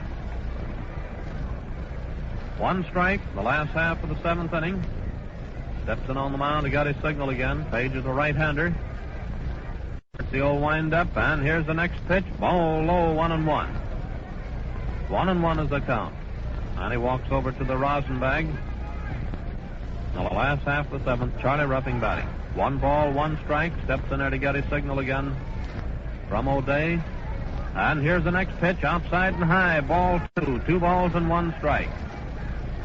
2 balls, 1 strike on Charlie Ruffing. 2 balls, 1 strike. Page comes in on the mound again. Goes into his windup for the next pitch to Ruffing. And it's a ground ball going down to second. Herman comes up with it. A nice plays out at first. Herman to Collins. That's 1 down. And that brings up Crossetti. Frank Crossetti, the Yankee shortstop, bats right-handed with Red Rolfe on deck.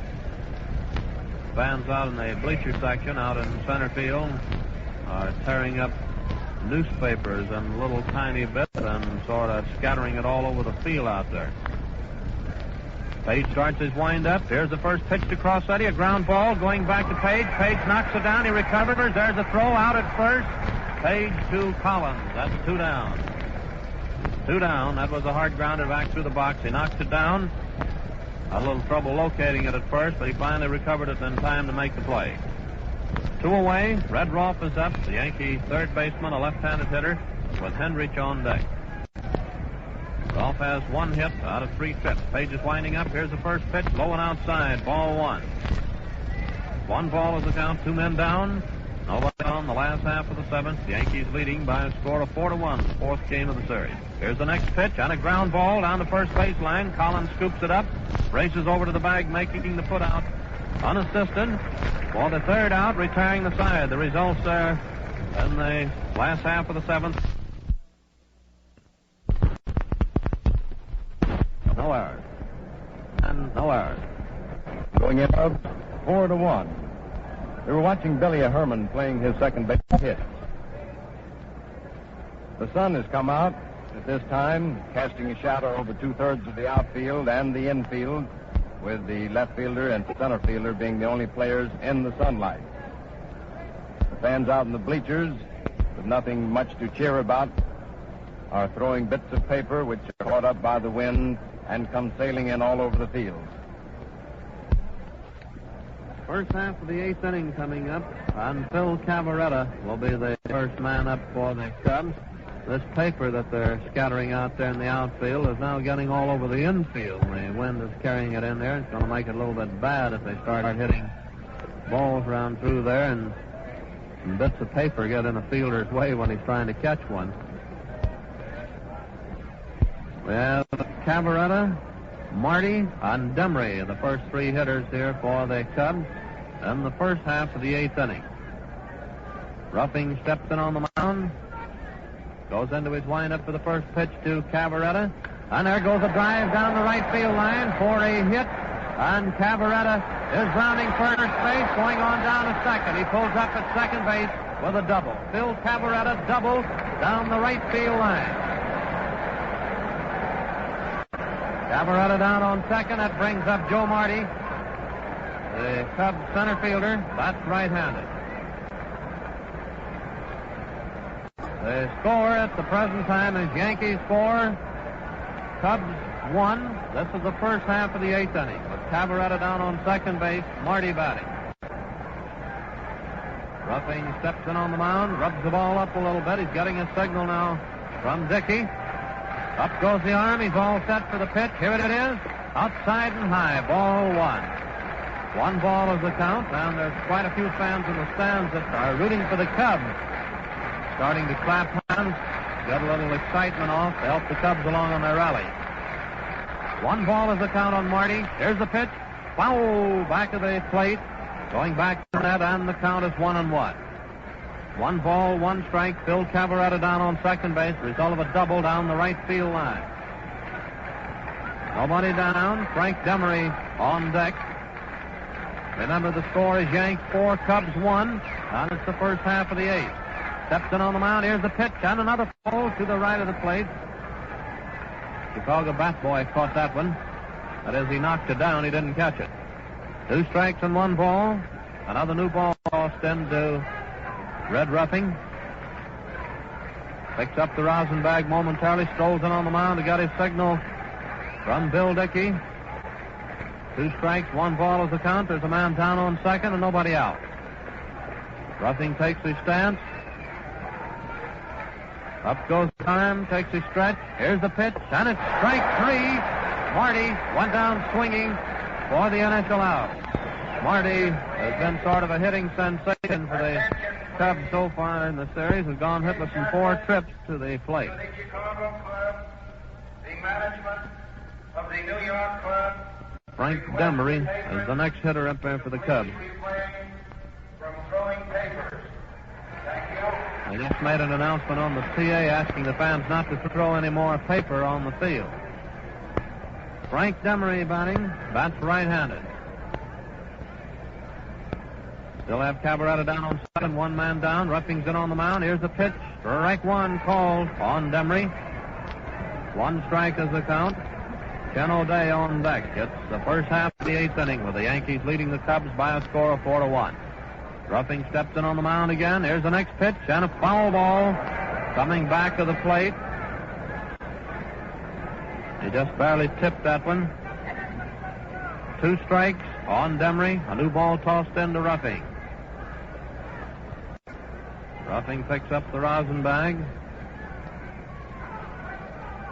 Steps in on the mound to get his signal from Bill Dickey.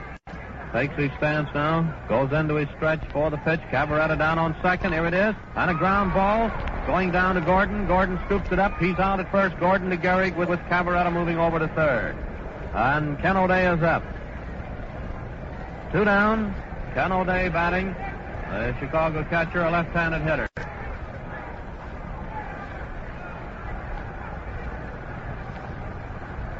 Ken O'Day batting. Calling time for a moment. We'll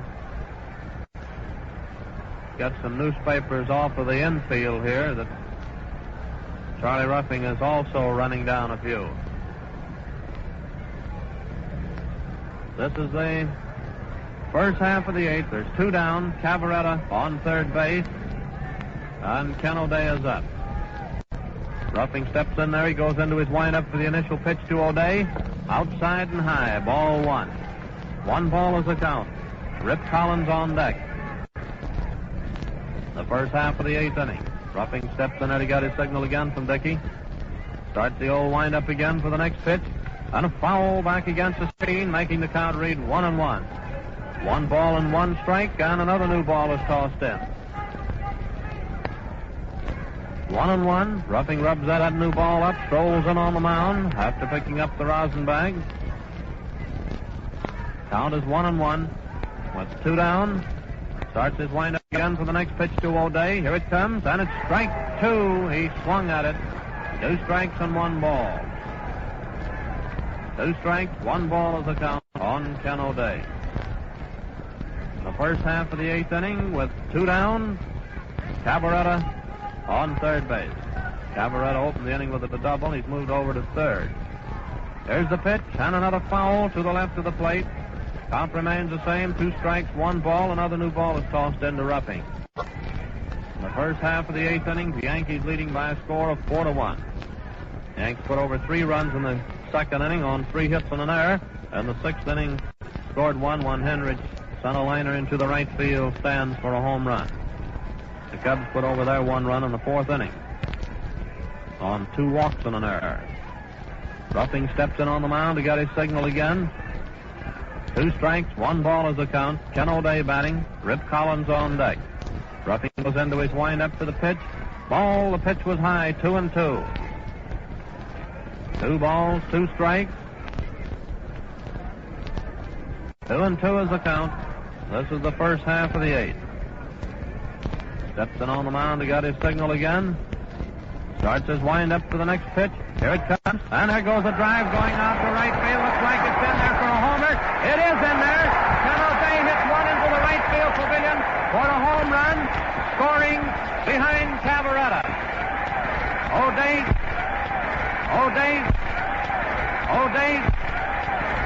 field high for it.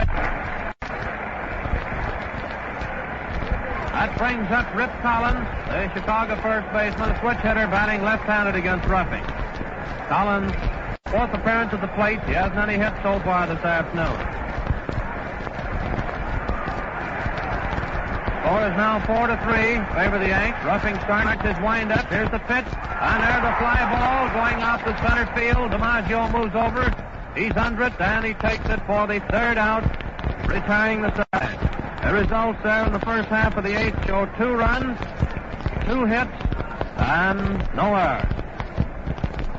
The Yankee fans found something. The Yankee fans found something to cheer our young landlord, Phil Cavaretta, who had led off in that inning with a double, to make the score Yankees 4, Cubs 3. That's the kind of fans they have here in New York. Team win, and very often start that tempo applause, which helps, so they think, to generate rally. O'Day's by the Cubs in the center. Just to the left, 4 foot to the 5th Yankee home. And now as we go into the lineup,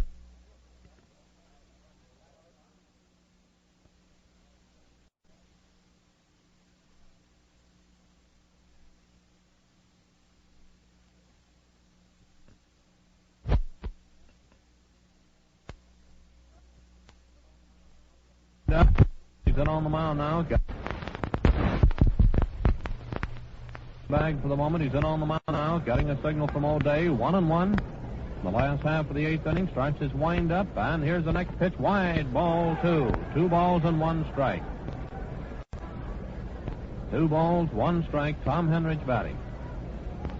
Henrich has had 1 hit out of 3 trips, and 1 hit being a homer. Here's the next pitch. Ball 3, outside and high. 3-1. 3-1 is the count on Henrich. 3 balls, 1 strike. Page steps in on the mound, goes into his windup. Strike 2 called. 3-2.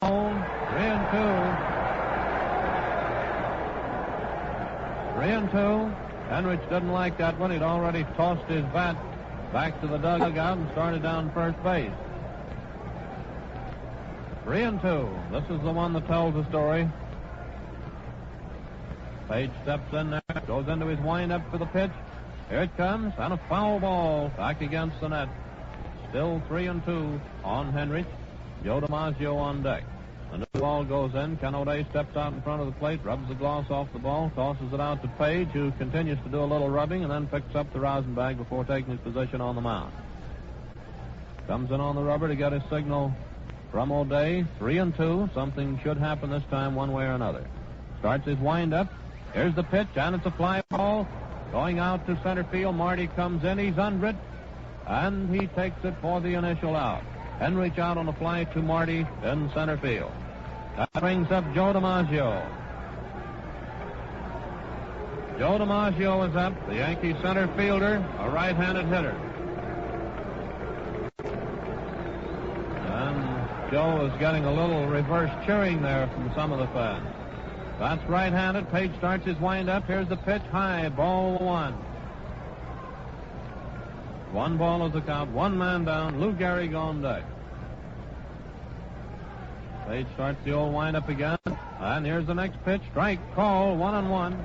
1 ball and 1 strike.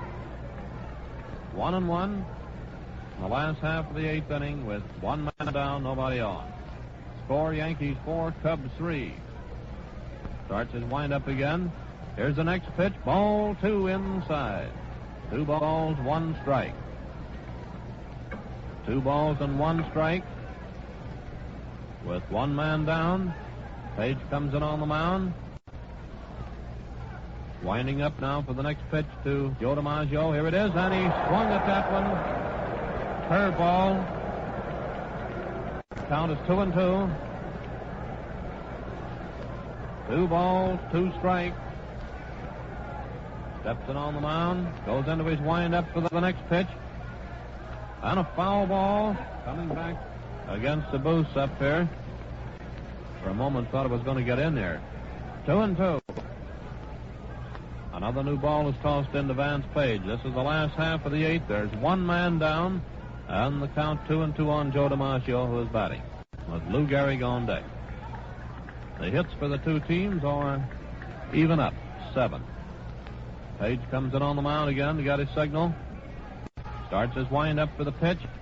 And there's a drive going out to left field for a hit, and DiMaggio is on first base. DiMaggio gets a single out to left field. His first hit of the game, and Lou Gehrig is up. Lou Gehrig is up, the Yankee first baseman.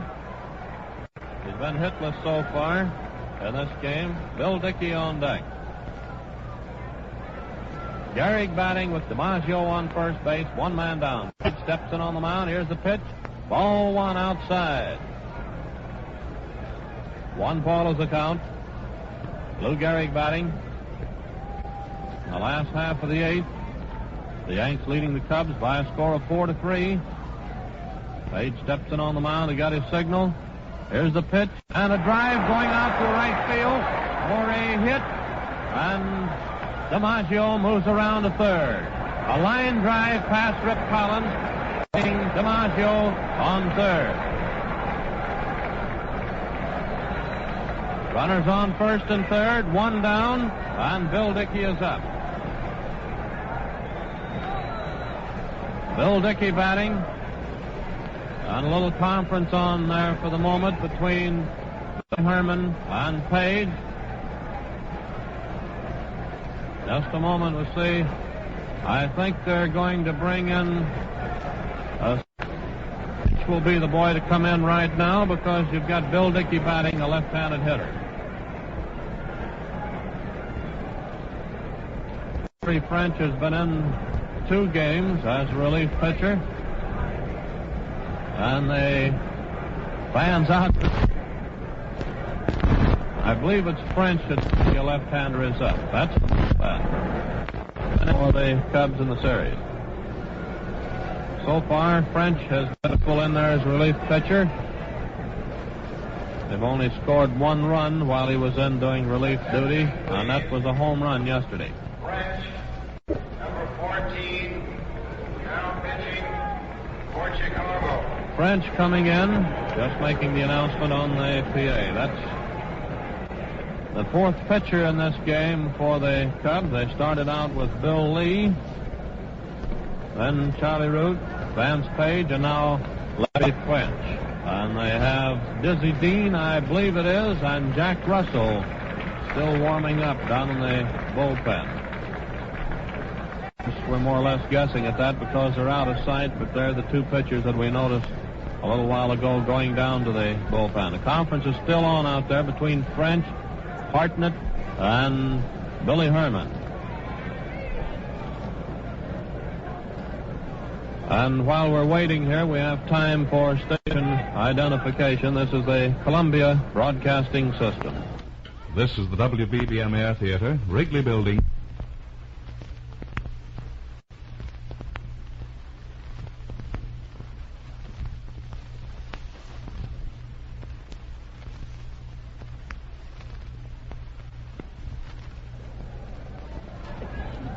We're back at the Yankee Stadium. Larry French is taking his warm-up tosses now with Ken O'Day.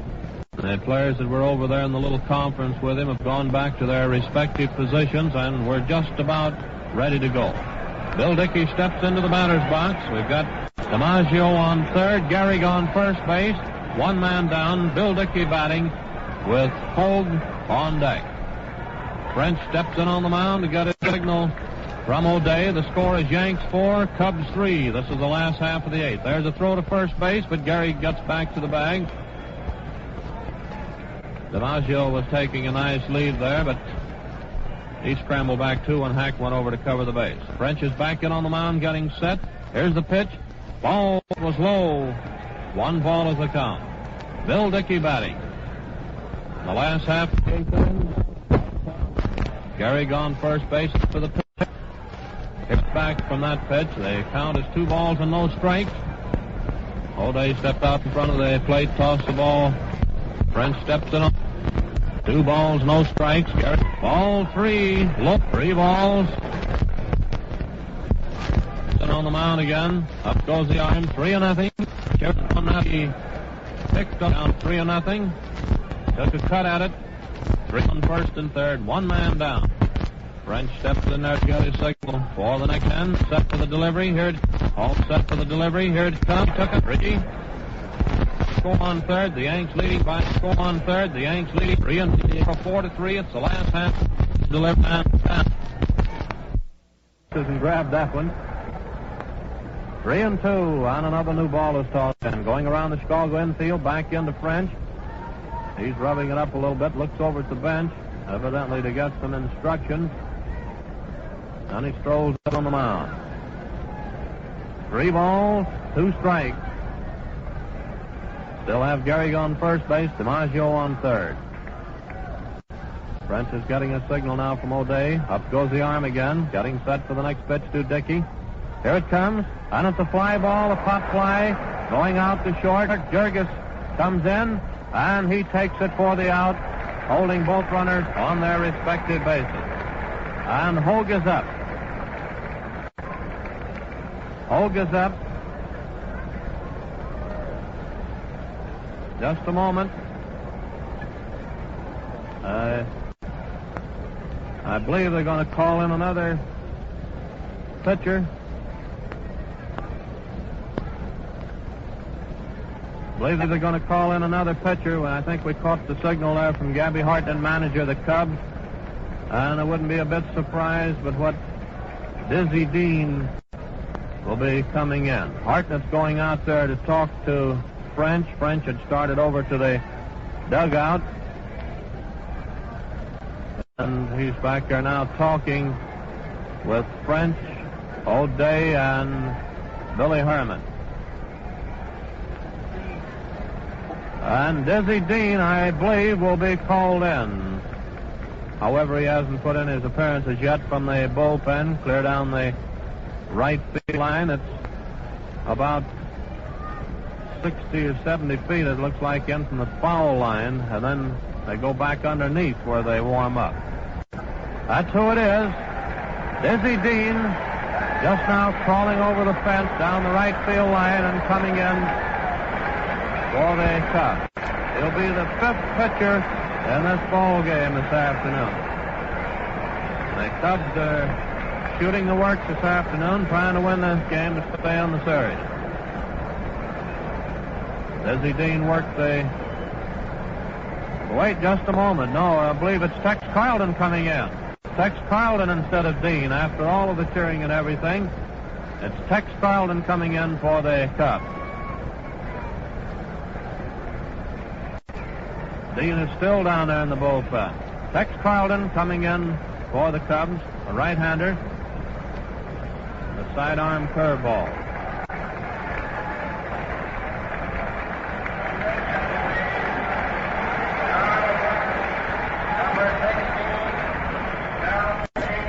Carlton, number 16, now pitching for Chicago. And the first man to face him will be Holt. Still have Gehrig on first base, DiMaggio on third. Practically everyone in the stands was fooled on that one, thinking it was Diz crawling over the fence and coming in. As a matter of fact, we didn't know that Carlton was even down in the bullpen because he was over here on the bench just a little while ago, so he sits down there without us even getting a chance to notice him. However, we did see Dean and Russell go down a while ago. Carlton taking his warm-up tosses. Rather slender, tall, slender pitcher. Been with the Cubs now for about 3 years, and he's always around the 15-16 game winning class during the campaign. We're just about ready to go. Carlton goes back to the rosin bag, comes in on the mound. Getting a signal now from O'Day. Holt batting. Up goes the arm. He's all set. Here's the pitch. Ball one wide. It came very near being a wild pitch. 1 ball is the count. Holt batting with Gordon on deck. Gehrig on first base, DiMaggio on third. Carlton steps in on the mound. Here's the pitch. Ball two, a wild pitch. Going back to the screen, and that allows DiMaggio to score and Gehrig to move down to second. Tex Carlton uncorked a wild pitch, allowing DiMaggio to score and Gehrig to reach second.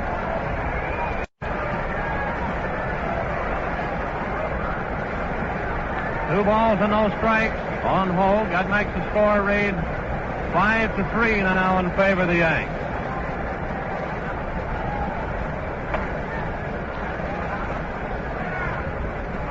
Two balls and no strikes.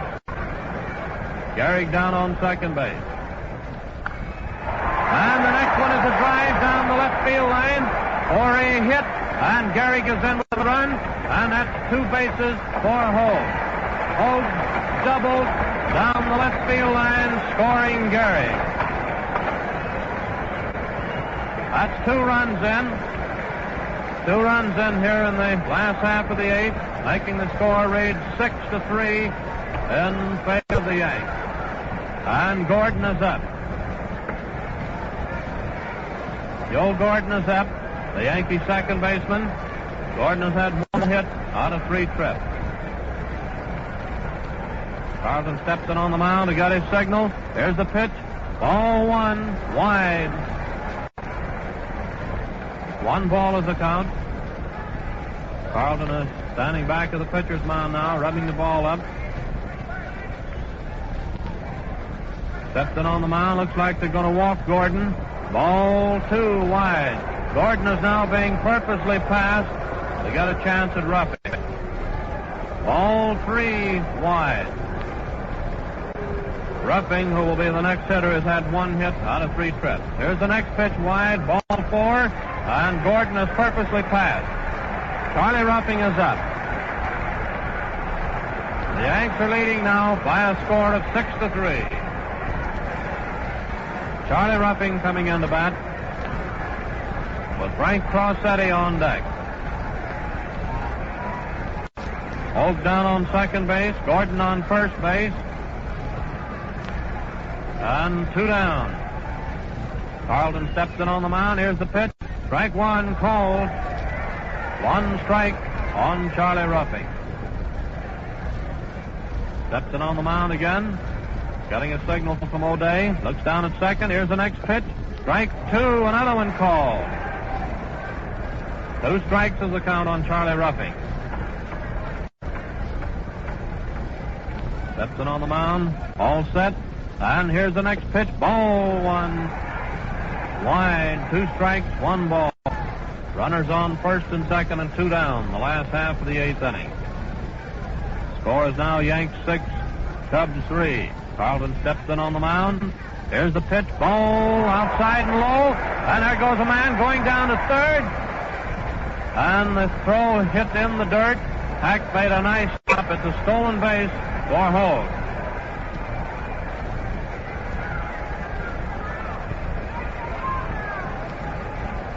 The count is 2-2.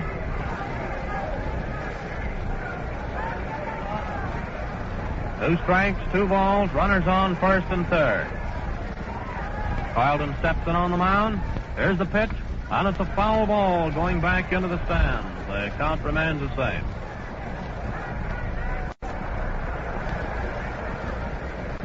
Two balls, 2 strikes. Carlton picks up the rosin bag. Then on the mound, getting set. Up goes the arm. There's the pitch, and it's a foul ball coming back to the plate, up against the net. And the count is 2-2. 2 balls, 2 strikes. Another one tossed in. Charlie Ruffing batting.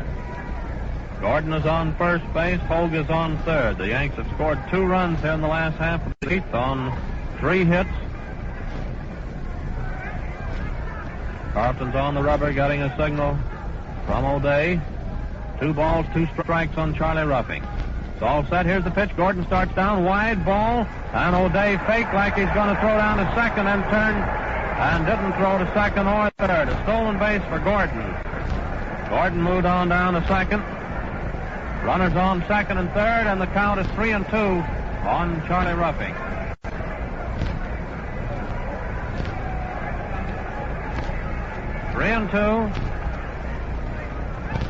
Hogue is taking a big lead. Winding up for the pitch. Here it is. And a foul ball coming back into the stands. The count remains the same. Gordon down on second. Hogue is on third base. 2 down. That's the last half of the 8th. Score 6-3, favor the Yanks. Carlton gets a new ball that was tossed in. He picks up the rosin bag, comes in on the mound. He got his signal again.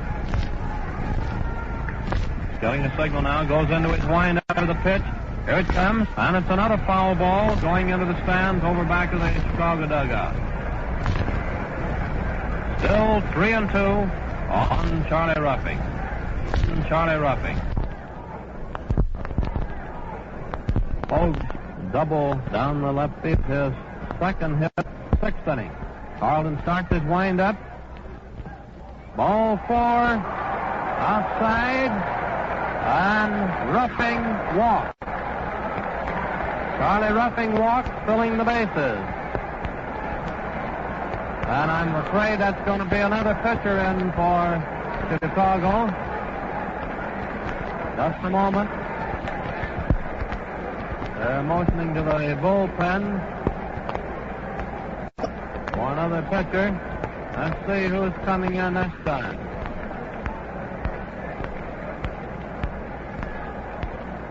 We're going to find out definitely this time who it is before we start. That's who it is this time. Dizzy Dean coming in from the bullpen.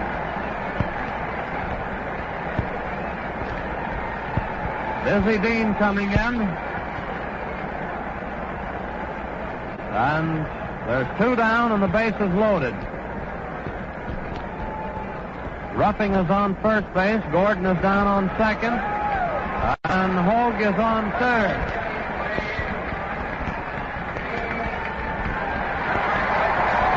And when they announce Dean now pitching, he gets a tremendous hand from the New York fans. I mean, Diz is really getting a hand.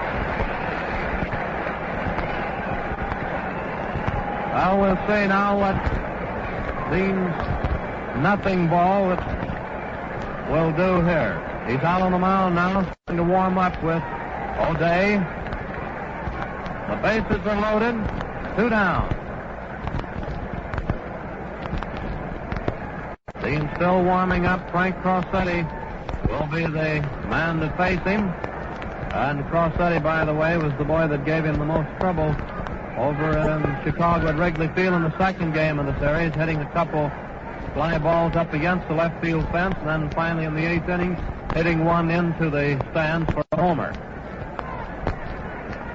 The bases are loaded, 2 down. Dean still warming up. Rip Collins and Billy Herman are both in talking with Dean. Now they're going back to their respective positions. And I think we're just about ready to go. Dean is going to take one or two more tosses here. The last half of the eighth. We're all set to go. Frank Crossetti steps into the batter's box. The base is loaded. 2 down. Red Rolfe on deck. Hogue is on third base. Gordon down on second. Ruffing on first. With 2 men out. Dean steps in on the mound, gets his signal from O'Day, goes into his windup. Here's the pitch, and it's ball 1 high. 1 ball is the count. Crossetti batting. The last half of the 8th inning. Starts the old windup again. Here's the next pitch, and it's a fly ball. Going out to left center. And it's called for a hit out there between Marty and Demery. And 2 more runs are in. That one falls for a hit. A double out to left center. Scoring Hogue and Gordon.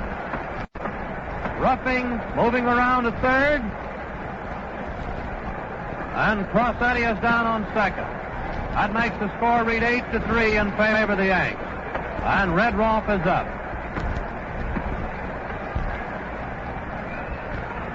Red Rolfe batting. Hendrick on deck. Dean's in on the mound. Here's the pitch. Outside and high. Ball 1. 1 ball is the count. Steps in on the mound. Starts his wind-up again. Here's the next pitch. Strike call. 1-1 on Rolfe. 1 ball and 1 strike. Crossetti down on second. Ruffing on third. Here's the next pitch, wide, ball 2. 2 balls and 1 strike. 2 balls and 1 strike. The Yanks have scored 4 runs here in the 8th. There's the next drive. Foul ball going into the stands down the right field line. And the count is now 2-2. 2 balls, 2 strikes. A new ball is tossed into Dean.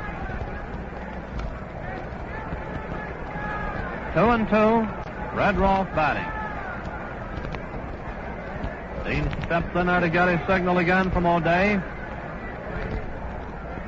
2 balls, 2 strikes. Starts his wind-up for the pitch. And the drive going down to Collins, first base. For the 3rd out. Retiring the side. The results on the last half of the 8th show 4 runs, 4 hits, and no errors. Well, the New York Yankees just about settled the issue this inning. There are 4 runs giving them a lead of 8-3 as we go into the first half of the 9th inning with the Cubs at bat.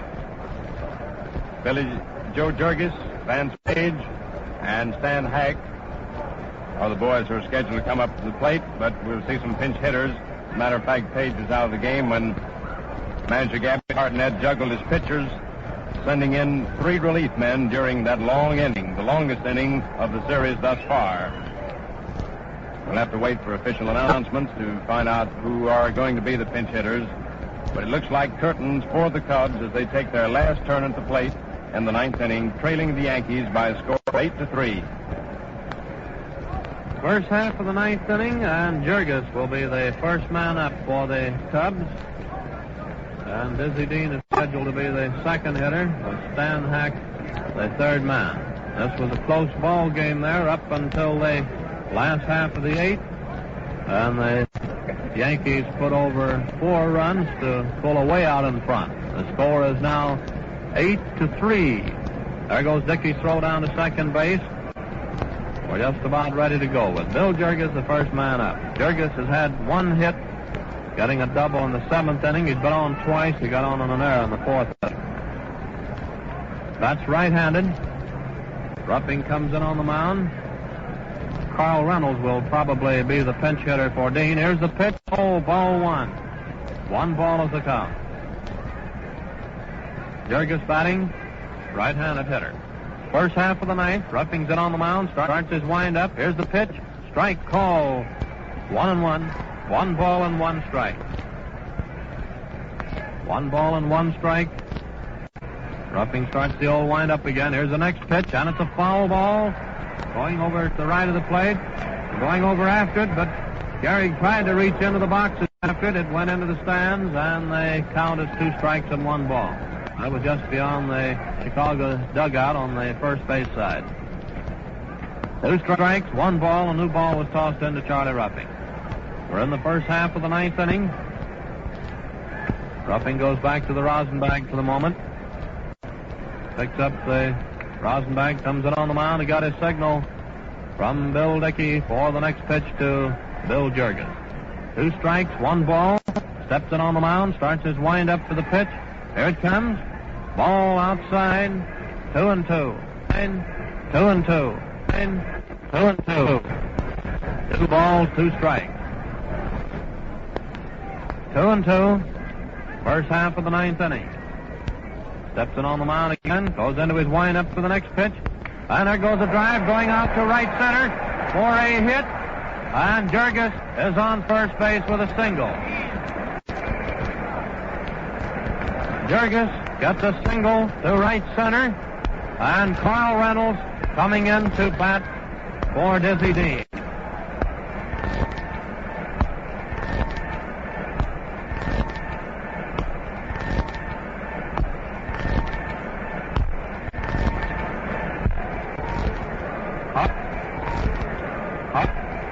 For this on center field, going out to go moves in and out on the first pitch. On the thing comes in on the three and getting set for 1 ball, 1 first base. And on the mound again. In fact, Watson juggled it, but he act is on. This is the first half of the 9th. There's 2 down. There's the pitch. Strike 1 called. 1 strike on Billy Herman. Bill Cavaretta on deck. Ruffing steps in there again, getting set. On a foul, going into the stands, the upper tier to the right of the plate. And the count is 2 strikes on Billy Herman. New ball is tossed into Ruffing. There's 2 down. Hack is on first base. This is the first half of the 9th inning. Ruffing steps in on the mound. He goes into his stretch. He's all set for the pitch. Here it comes. Ball outside. 2 strikes and 1 ball. 2 strikes, 1 ball is the count. The first half of the 9th inning. Ruffing steps in there again. He got his signal from Dickey for the next pitch to Billy Herman. Here's the pitch. Ball 2 outside. 2-2. 2 balls and 2 strikes with 2 down, and Stan Hack on first base. And now the paper throwing has started again. Ruffing comes in on the mound. He's rubbing the new ball up a little bit that was tossed into him. Getting set for the next pitch. Here it comes, and a foul ball down the left field line. That one hit down below third base, took 1 hop going right on into the stand, but the ball was foul. The count is 2-2, batting 4-2. Yankees leading from Dickey. All set, goes into his stretch, then glances over at first base. Here's the pitch, on a foul ball, coming back to the plate, up into the upper tier. The count is 2-2. 2 balls, 2 strikes. Another new ball tossed into Charlie Ruffing. Steps in on the rubber to get his signal again. 2 balls, 2 strikes. Up goes the arm, all set for the pitch. Here it is. And another foul. Going to the right of the plate, up on top of the stand. Count remains the same, 2-2. We're in the first half of the 9th inning. Jurgens started this inning off with a single out to center field, and the next man up was Reynolds. As a pinch hitter for Dean, was out on a fly ball to DiMaggio, and then Hack forced Jurgens at second. Here's the pitch, and a ground ball back to Ruffing. Ruffing grabs the ball. He's out at first. Ruffing to Gehrig for the 3rd out, retiring the side. The results there in the first half of the 9th inning show no runs, 1 hit, and no errors. The totals on the game for Chicago: 3 runs, 8 hits, and 1 error. For the Yankees, 8 runs, 11 hits and 1 error. This is Franz Locke speaking, and come in, Mel. And so the world champions for 1938 are the New York Yankees, champions for the third straight time, first in the annals of baseball, in this fourth, final, and decisive ball game. In the second inning, after 2 were out, Billy Jergis threw low to Collins on Hoag's grounder, and Hoag was safe on the error. Gordon singled to left, and Ruffing singled to right, scoring Hoag. Crosetti then tripled to left, scoring Gordon and Ruffing with the 3 runs of the inning, Rolfe ending the inning grounding out.